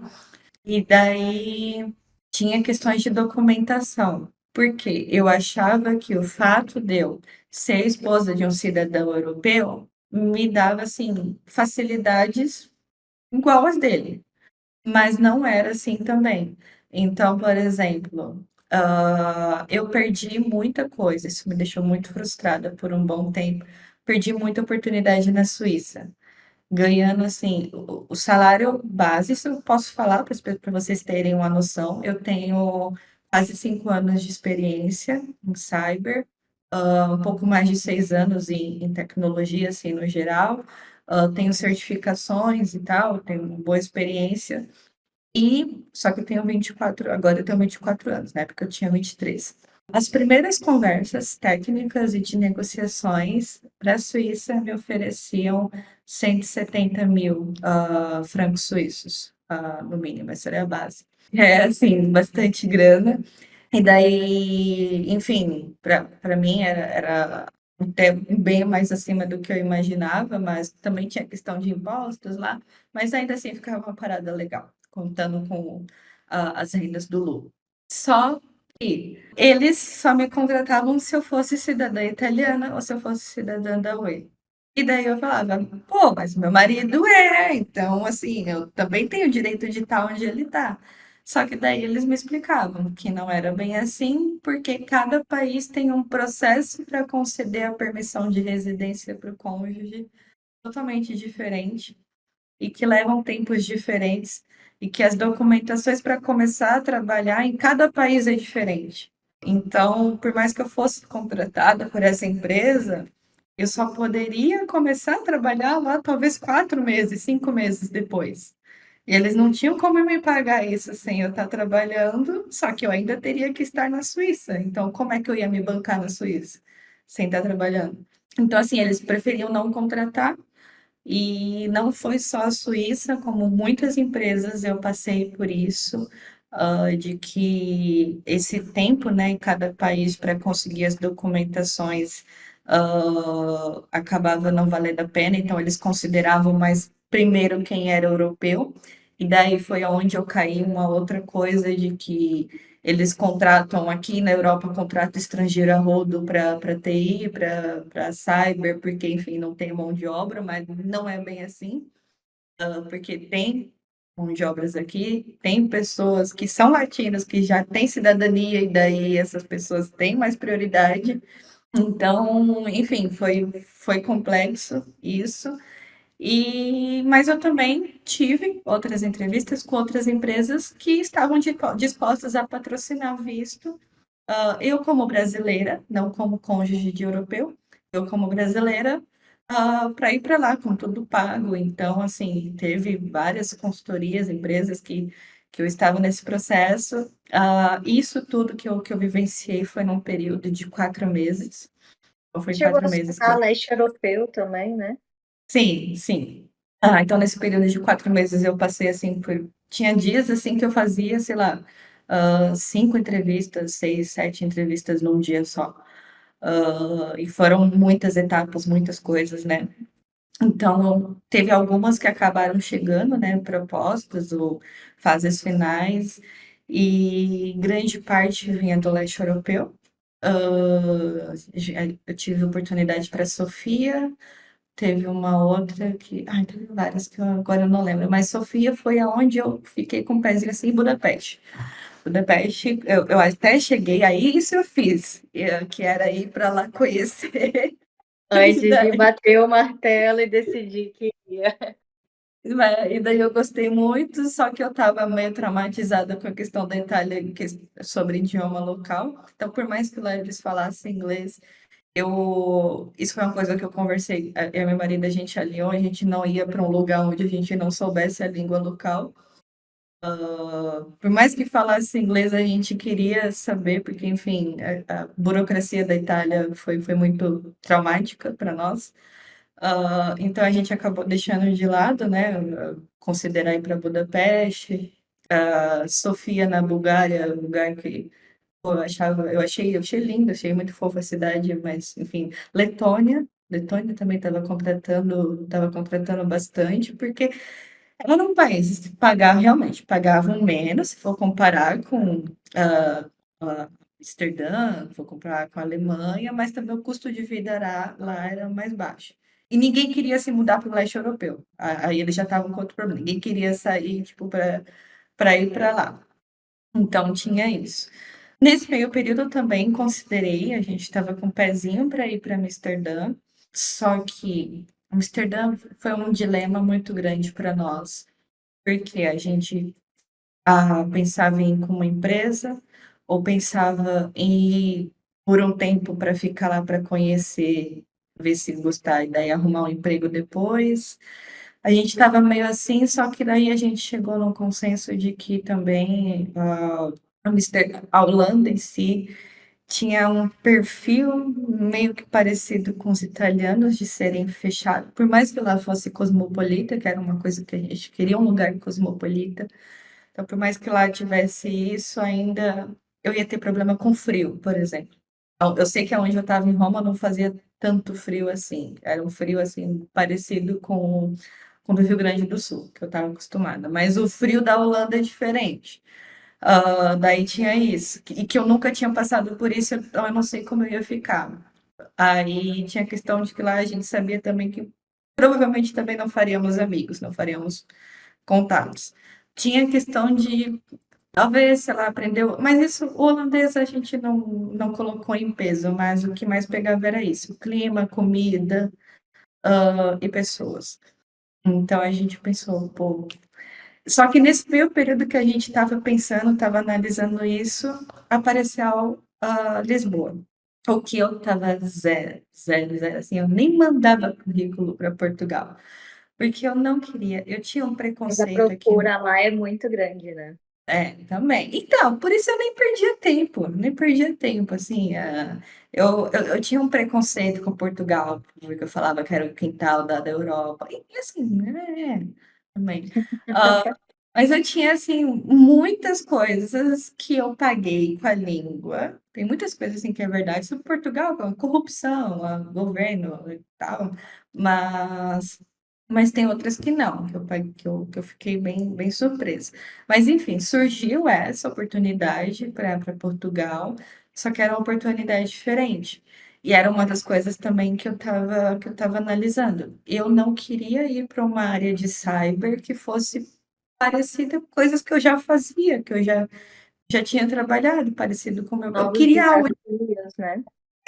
Eu queria, assim, um desafio, queria, sei lá, uma oportunidade de, pô, crescer mesmo e de estar totalmente fora da minha zona de conforto. E daí surgiu esse Cyber Warfare Operations, que não só, assim, pelo tipo de trabalho que eu faço, mas as portas que isso abre, como, por exemplo, a gente tem proximidade com a Polícia Federal daqui. A área, assim, de cyber em Portugal tem muita relevância, tem muita importância para os Estados Unidos por causa das ilhas dos Açores, que tem uma posição geográfica extremamente, assim, estratégica, importante. Tem muitas questões aqui em Portugal que tem peso. Os profissionais de TI aqui são bons, tanto que os portugueses estão vazando, estão indo para Luxemburgo, estão indo para Alemanha, e daí, enfim, acaba sobrando mais para os brasileiros de TI, que acabam vindo para cá, mas não só isso, como também eu poderia estar num país onde eu me sentisse confortável com a minha cultura, digamos assim, porque eu sei que eu estaria um pouco mais próxima do que eu conhecia do Brasil, que eu estava morrendo de saudade.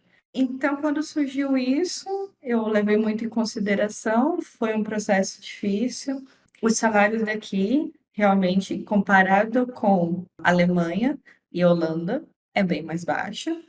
Só que quando eu considerei também os impostos, até que a diferença, os impostos na Holanda, por exemplo, mas que eu tivesse, lá eu tinha um benefício de 30% de desconto na taxa. Isso não lembro agora como explicar. Eles me explicavam no outro dia melhor.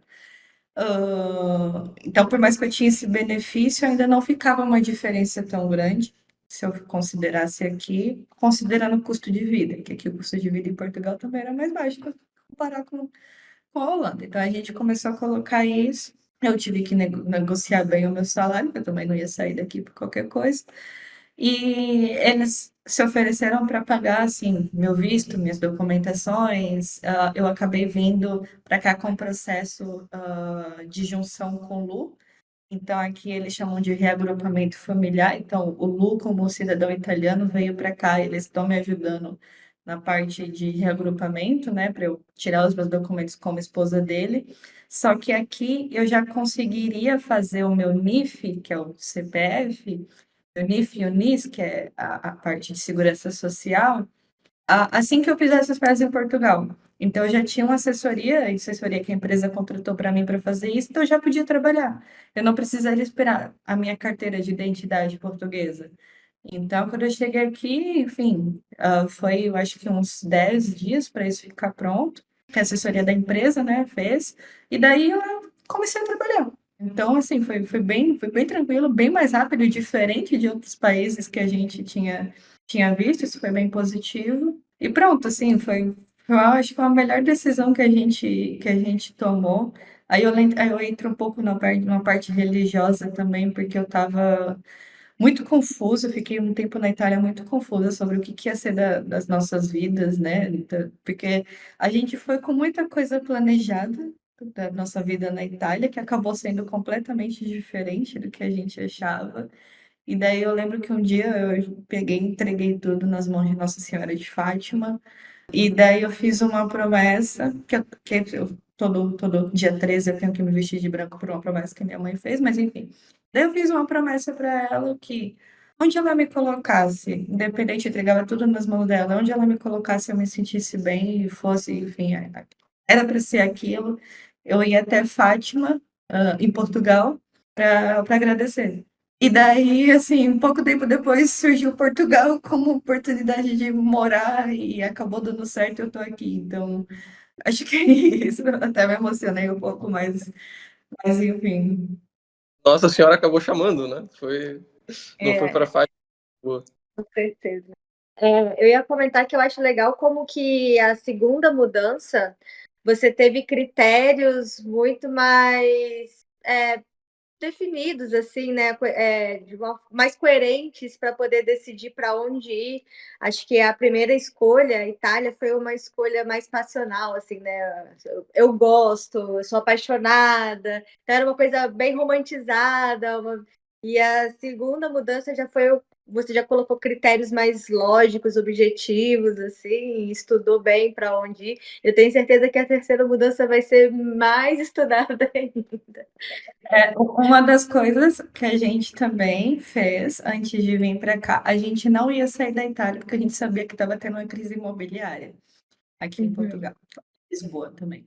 Então a gente não queria sair da Itália e chegar em Portugal e não ter casa. A gente já queria sair de lá com uma casa.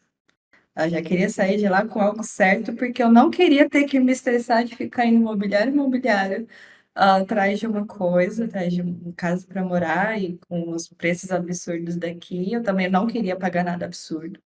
Então, isso foi uma coisa que eu deixei bem claro para a empresa. Eu só tiro os pezinhos da minha casa com outra casa aí.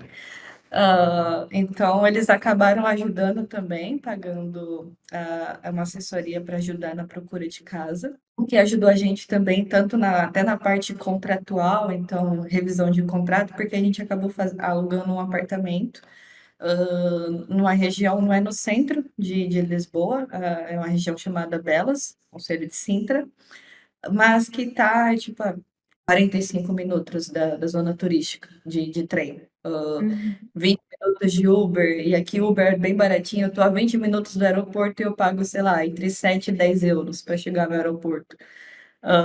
Então, é uma boa localização com transporte público, mas que está fora assim, da parte mesmo turística, da parte comercial, mas para a gente que é de São Paulo, isso é relevante levar até 1 hora para chegar no trabalho.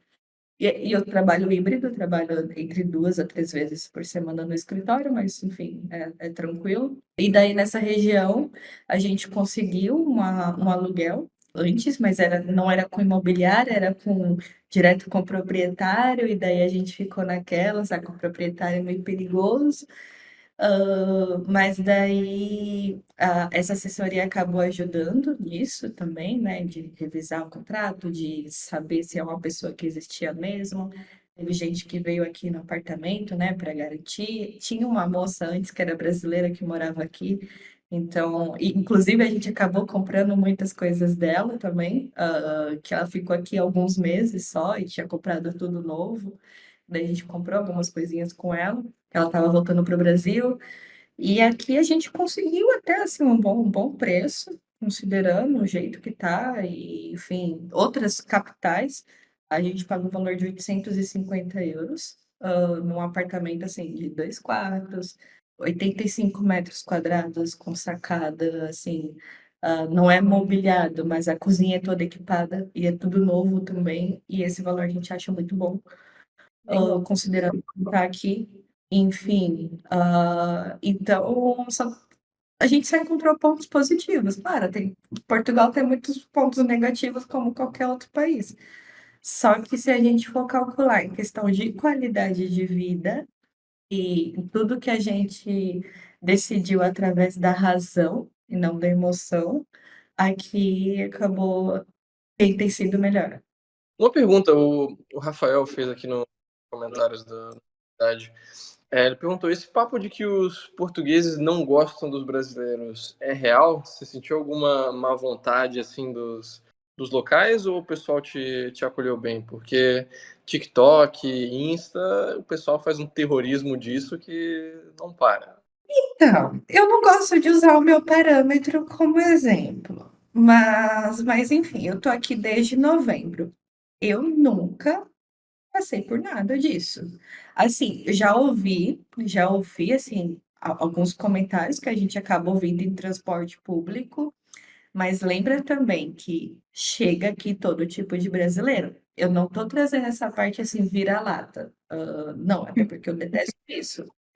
Só que, pô, tem gente aqui muito sem noção, que tá assim, nas praias, em parque público, com funk nas alturas, totalmente sem educação. Aqui tem de tudo. Não só isso, como Portugal não tem mais espaço para acolher tanta gente, tem chegado cada vez mais gente. E uma coisa que eu acabei conversando com muitos senhorzinhos e senhorinhas portugueses, e teve um no Uber que cortou meu coração quando eu vi ele, que ele estava naquela semana extremamente triste, porque ele estava morando no. Ele tinha morando num apartamento de aluguel há um tempo, e daí o proprietário estava botando ele para fora porque um casal de americanos tinha comprado, tipo, por um valor muito alto. E, enfim, ele falou: eu não tenho onde morar, porque onde é que eu vou pagar 500 euros no apartamento agora em Lisboa, porque eu preciso estar aqui, porque meus filhos estudam, eu preciso trabalhar. Então, assim, eles também estão estressados com muitas coisas, e daí chega todo tipo de imigrante, todo tipo, não é só brasileiros, eles falam aqui de tudo, de tudo. Eles falam de americano, eles falam de outros europeus, falam de gente do Cabo Verde, falam do brasileiro, falam tudo, tudo. Tem também uma questão, mas daí eu acho engraçado, eu nem dou a mínima, que é a parte das crianças, né? Então, por exemplo, as escolas aqui têm feito cada vez mais com os pais, tentar aproximar para eles ensinarem português de Portugal, né? Com literaturas, ficar lendo livros para eles e tirar um pouco eles das telas, porque o português das crianças estão ficando cada vez mais abrasileirado. Eles não falam que a gente fala em português, eles falam que a gente fala brasileiro. Então, estou falando que as crianças estão falando brasileiro. E, enfim, é aquilo, né? Colonização de volta. Mas assim, foi esse tipo de contato que eu tive comigo, particularmente. Eu fui muito bem recebida. Teve o fato também de que, quando eu cheguei aqui em Portugal, eu não cheguei como uma imigrante qualquer que está chegando aqui, não sabe o que fazer, não tem emprego, vai chegar aqui, vai ter que fazer. Não, eu cheguei já com uma bagagem. Cheguei com um contrato de trabalho bom simplesmente na maior empresa de Portugal. Cheguei já com um apartamento, então eles já têm uma visão diferente, já, tipo, você não é qualquer um. Então tem um certo respeito, mas o meu nível assim de contato veio mais da empresa, né? Veio mais da consultoria que me trouxe, dos amigos que acabei fazendo, muitos brasileiros, mas muitos portugueses também. E por esses portugueses eu fui muito bem acolhida, muito bem. Inclusive, eu fiz uma palestra nessa a consultoria que me trouxe, que tem a consultoria e tem a empresa. Aí eu fiz uma palestra na consultoria e um dos gerentes portugueses, assim, de bastante tempo, que ele tem até experiência como treinador de um time de futebol daqui, ele falou do orgulho que ele tem em conseguir trazer gente capacitada, mesmo sendo do Brasil, para cá. Porque, tipo, no final é o que eles estão precisando. E eles ficam muito felizes o quanto a gente se empenha também, tipo, nas empresas. Claro, tem empresas que. Isso depende de empresa, mas na minha experiência, no que eu passei, foi, assim, tranquila. Tenho muitos amigos portugueses, tenho uma amiga portuguesa, a Kátia, que é maravilhosa, que, enfim, acabou se tornando, tipo, uma mãezona para gente. Mas também já passei por algumas situações um pouquinho assim desagradáveis no dia a dia no trabalho, que a gente precisa aprender a lidar, como por exemplo, eu trabalho numa área que tem pessoas mais novas e que são portugueses. E daí, tipo, toda a gestão, eu não sou tipo da gestão, mas tipo, toda a gestão, os coordenadores são brasileiros. E eu vim, tipo, de fora, eu sou brasileira.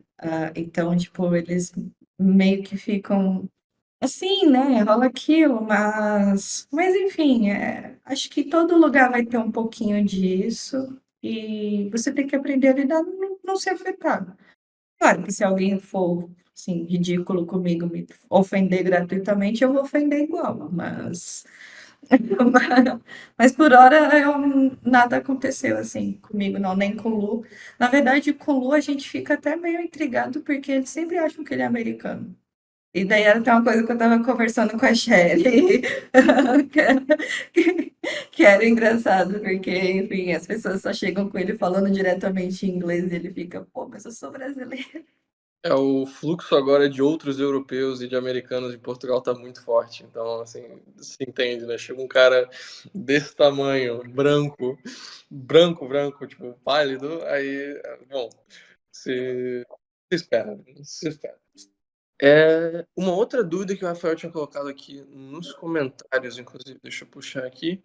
Ele perguntou se essa questão de ter que estar no mesmo país para fechar o contrato de trabalho é algo relacionado à tributação da empresa.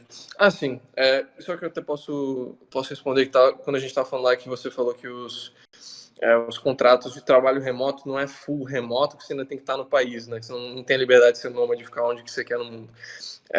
Isso tem a ver com a tributação da empresa, porque especialmente dentro da União Europeia, eles checam muito essa questão de contractor misclassification e de permanent establishment. Estabelecimento permanente é basicamente se você tem um funcionário que está abaixo o seu mando, que é um funcionário de verdade, está trabalhando para sua empresa desde um outro país, a princípio isso criaria uma obrigação fiscal naquele país que você tem que pagar imposto sobre a renda gerada naquele país. Então, se uma empresa alemã ela tem um funcionário que está trabalhando full time na Itália, teria que estar pagando imposto na Itália e os encargos sociais também sobre aquele funcionário. E aí, beleza, que o pessoal pode falar, mas a gente pode fazer um modelo PJ, um modelo contractor, enfim, tá tudo certo. Sim, na maioria dos países latinos e sudeste asiático, assim, sim, dá para fazer, mas dentro da Europa eles realmente checam muito essa questão de se você é um CLT ou se é um PJ. E se você está fazendo o trabalho de CLT sendo PJ, também dá problema dentro da Europa. Então, assim, é algo que eles são mais chatos. Até mesmo se comparar, por exemplo, Estados Unidos. Para os Estados Unidos, tem um monte de gente que trabalha para empresa americana PJ. Contanto que você não esteja morando nos Estados Unidos, eles não ligam. Se você mora nos Estados Unidos, aí eles vão ligar. Isso não pode ser CLT trabalhando de PJ. Mas se você mora fora, ninguém se importa. Ninguém se importa. Eu acho que também começou a surgir uma cobrança maior dos governos, porque depois da pandemia ficou muito comum o trabalho remoto, então você morar no Brasil e trabalhar para a Europa, e eles querem o funcionário morando no país e pagando impostos e consumindo lá, né, então eles querem manter a renda dentro do país, então eu acho que o Estado começou a fiscalizar mais essas questões depois da pandemia.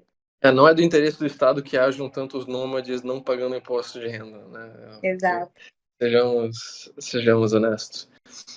O Gustavo perguntou aqui também nos comentários: Lígia, considerando um engenheiro de software sênior, com bom conhecimento de sistemas operacionais e um conhecimento básico de redes, que queira se especializar em Application Security, o que precisa ter para conseguir uma vaga? Pedem algum tipo de certificação ou só provar o conhecimento em si já é o suficiente?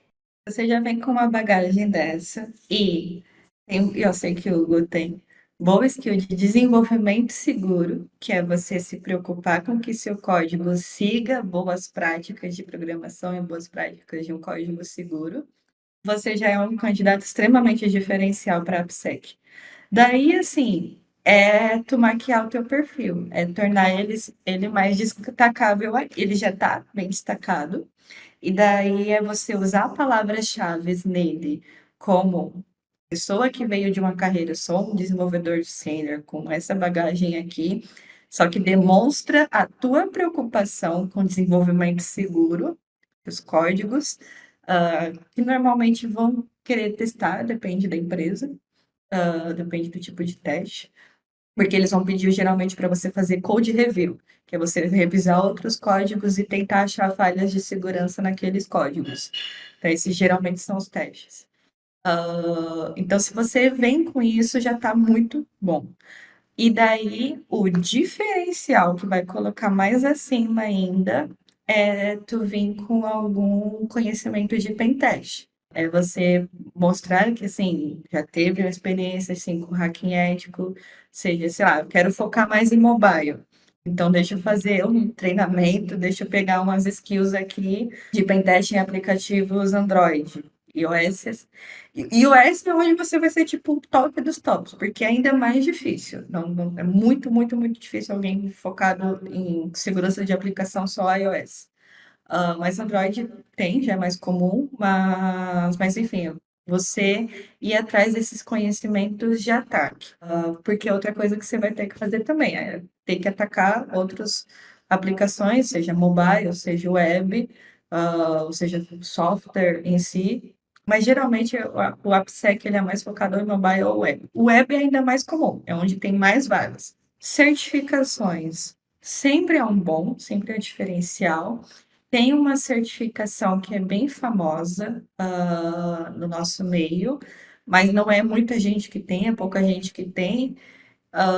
E você precisa dar uma olhada nas vagas para ver se está pedindo, para ver tipo, se ela é um diferencial mesmo para o que você quer, que é, acho que é Casa, o nome. Eu posso também mandar depois, que é uma certificação mais voltada para Java. Tipo, para gente que é AppSec, que manja de hacking, mas que, tipo, trabalha com Java. Então, tem a certificação. A própria CH, que é a que eu tenho, que é Certified Ethical Hacker, ela é a mais famosa de todas. Uma das mais famosas, é a mais reconhecida, assim, no mercado. Ela vai ter peso em muito. Mas uma certificação, cara, uma certificação que vai exigir muito tempo, de um vasta skills. Então, se você quer focar mais em AppSec, talvez, e não quer, assim, outras áreas de segurança, talvez não seja, assim, um bom. Mas você também pode focar em treinamento. Tem muitos treinamentos, que daí, assim, pode... Se você já vem com essa bagagem, pode pegar esses treinamentos aí que a gente vê, né, na internet, cara, faz eles, vai colocando no currículo, lendo livros, tem muitos livros sobre desenvolvimento seguro e AppSec. O que vai pesar mesmo no final é provar conhecimento técnico, é tu chegar lá com o gestor e ele te perguntar e saber responder. Mas o currículo, assim, com essas sambadas, com essas palavras-chave, sempre é bem bom para você conseguir o primeiro destaque. Mas no final é provar conhecimento técnico. Geralmente é você saber fazer um code review e saber quebrar um aplicativo. Muito bom. A conversa tá muito boa, acho que a gente já terminou os comentários aqui do pessoal, as dúvidas que tinham aqui na comunidade. Lembrando, membros da comunidade CETI podem assistir a gravação do podcast ao vivo e mandar suas perguntas durante a gravação. Depois o podcast sai ao ar para todo mundo. Lígia, do seu lado, antes da gente finalizar a gravação, alguma última dica ou recomendação para a nossa audiência, tanto que está pensando em carreira de cibersegurança, quanto que está pensando entre Itália e Portugal? Uh! Bom, quesito de primeira mudança de país. Preste atenção nos erros que eu cometi. Acho que eu falei alguns aqui, mas isso realmente tem um peso muito grande, principalmente se for comparar, assim, se você quer considerar a Itália, sei lá, alguém que está com cidadania italiana geralmente vai querer, vai pensar em morar na Itália. Alguém que vem, sei lá, do Rio Grande do Sul, pensa em Itália, assim, normalmente. Mas faça uma boa pesquisa, tipo, da onde para onde você está indo, assim, não confia no que você lê em grupos, porque tinha muita gente, a gente fez bastante em grupos de Facebook para ver o que as pessoas falavam, enfim. A gente chegava lá e achava que estava arrasando, mas não era assim. Tá no teu país, você não sabe nada, nada, nada. Você vai ler de tudo, vai ver de tudo, mas não sabe nada. Faça uma boa pesquisa enfim, se vocês ajudam isso, é melhor ainda. E se vocês têm como investir nisso, é um ótimo investimento, essa parte burocrática fiscal, porque, meu, isso toma muito tempo, isso estressa muito, isso desgasta. Desgasta uma família, se você está indo em família, desgasta um casal. Então, assim, tem que ter um bom preparo para isso, um bom preparo psicológico. E principalmente ter muito claro quais são os seus objetivos de vida. E nisso que eu digo por exemplo, eu falo, isso é uma opinião minha, que Europa, tipo, por exemplo, Itália, Portugal, não são países para você ficar rico, esbanjar dinheiro, fazer muito dinheiro. São países para você ter qualidade de vida. Impostos aqui são altos, o governo é extremamente intrusivo, assim. Claro, depende do país, tem um pouquinho a menos, tem um pouquinho a mais. Ainda tem, se está saindo do Brasil para querer fugir do governo, Itália não é muito menos Portugal. Mas se você está saindo para ter qualidade de vida, para viajar, para comer bem, para adquirir algumas coisas, aqui é o lugar para começar isso, para ter isso. E é o que a gente quer nesse momento. Então, são esses pontos de atenção, né, que é bem importante. E em questão de cyber, se quer ingressar em cyber, eu tenho alguns materiais que eu acho que vai ser melhor, que eu mando para vocês. Eu tenho alguns artigos, que é realmente isso, são passo a passo. Eu tenho um que é todas as áreas de cyber, e isso dá uma boa visão para você saber qual que é o teu perfil. Pô, o seu perfil, ele é mais técnico de ofensivo, de ser hacker, ou seu perfil é inteligência, é algo mais psicológico, ou seu perfil é mais compliance, governança de processos, ou seu perfil é mais de awareness, eu quero ensinar as pessoas, eu quero, tipo, divulgar isso. Tem muita coisa que dá para encaixar em cyber, então você precisa saber o que você quer. Tem que ter uma boa base. A base, assim, redes e a ciência da computação é essencial. E, enfim, ter uma ciência de que não é uma área fácil. É uma área difícil, vai passar por muitas dificuldades, vai, assim, ter muitos desafios, mas vai ter muitas coisas legais. Você vai poder construir, e é uma área, assim, que mesmo, tem gente falando que a inteligência artificial vai matar muitas coisas, mas se tem uma coisa que a inteligência artificial não vai matar é segurança. Porque até mesmo, assim, tanto nossa segurança como a segurança das próprias IAs tem profissionais trabalhando nisso. A nossa área, ela é essencial em tudo, e é a área que mais vai crescer, mais tende a crescer. Então, é algo legal para se considerar. Acho que é isso, tá? Tem muita coisa para falar, mas no geral, Mas enfim, eu fico devendo, eu mando os materiais para vocês ainda essa semana, porque acho que vai ajudar muito a galera. Já é coisas que eu já tenho publicado. Fantástico. Então a gente vai deixar depois todos esses materiais aqui nos links na descrição do podcast, junto com também o perfil de contato da Lígia, se alguém talvez tiver alguma dúvida sobre cybersecurity ou quiser mandar uma proposta de emprego, não sei, brincadeira. Mas assim, vai ficar então na descrição aqui todos os links que a Lígia mencionou, coletar bastante coisa. Lígia, muito obrigado por ter participado do podcast aqui conosco, foi um prazer ter você aqui com a gente. Cara, a conversa foi bastante. Eu creio que a gente ainda poderia seguir mínimo mais uma meia hora, mas infelizmente eu também tenho que sair aqui. Bom, a gente fica de gravar um próximo no futuro, depois quando a gente voltar aí para Portugal e marcar o próximo meetup também. Com certeza, avisa quando estiver aqui. Vocês têm casa aqui. Em breve, em breve. Mês que vem a gente dá uma passada. Valeu, Bueno, então. obrigada pelo convite de novo. E quando precisarem, só chamar. Valeu, muito obrigado e até a próxima. Tchau, tchau.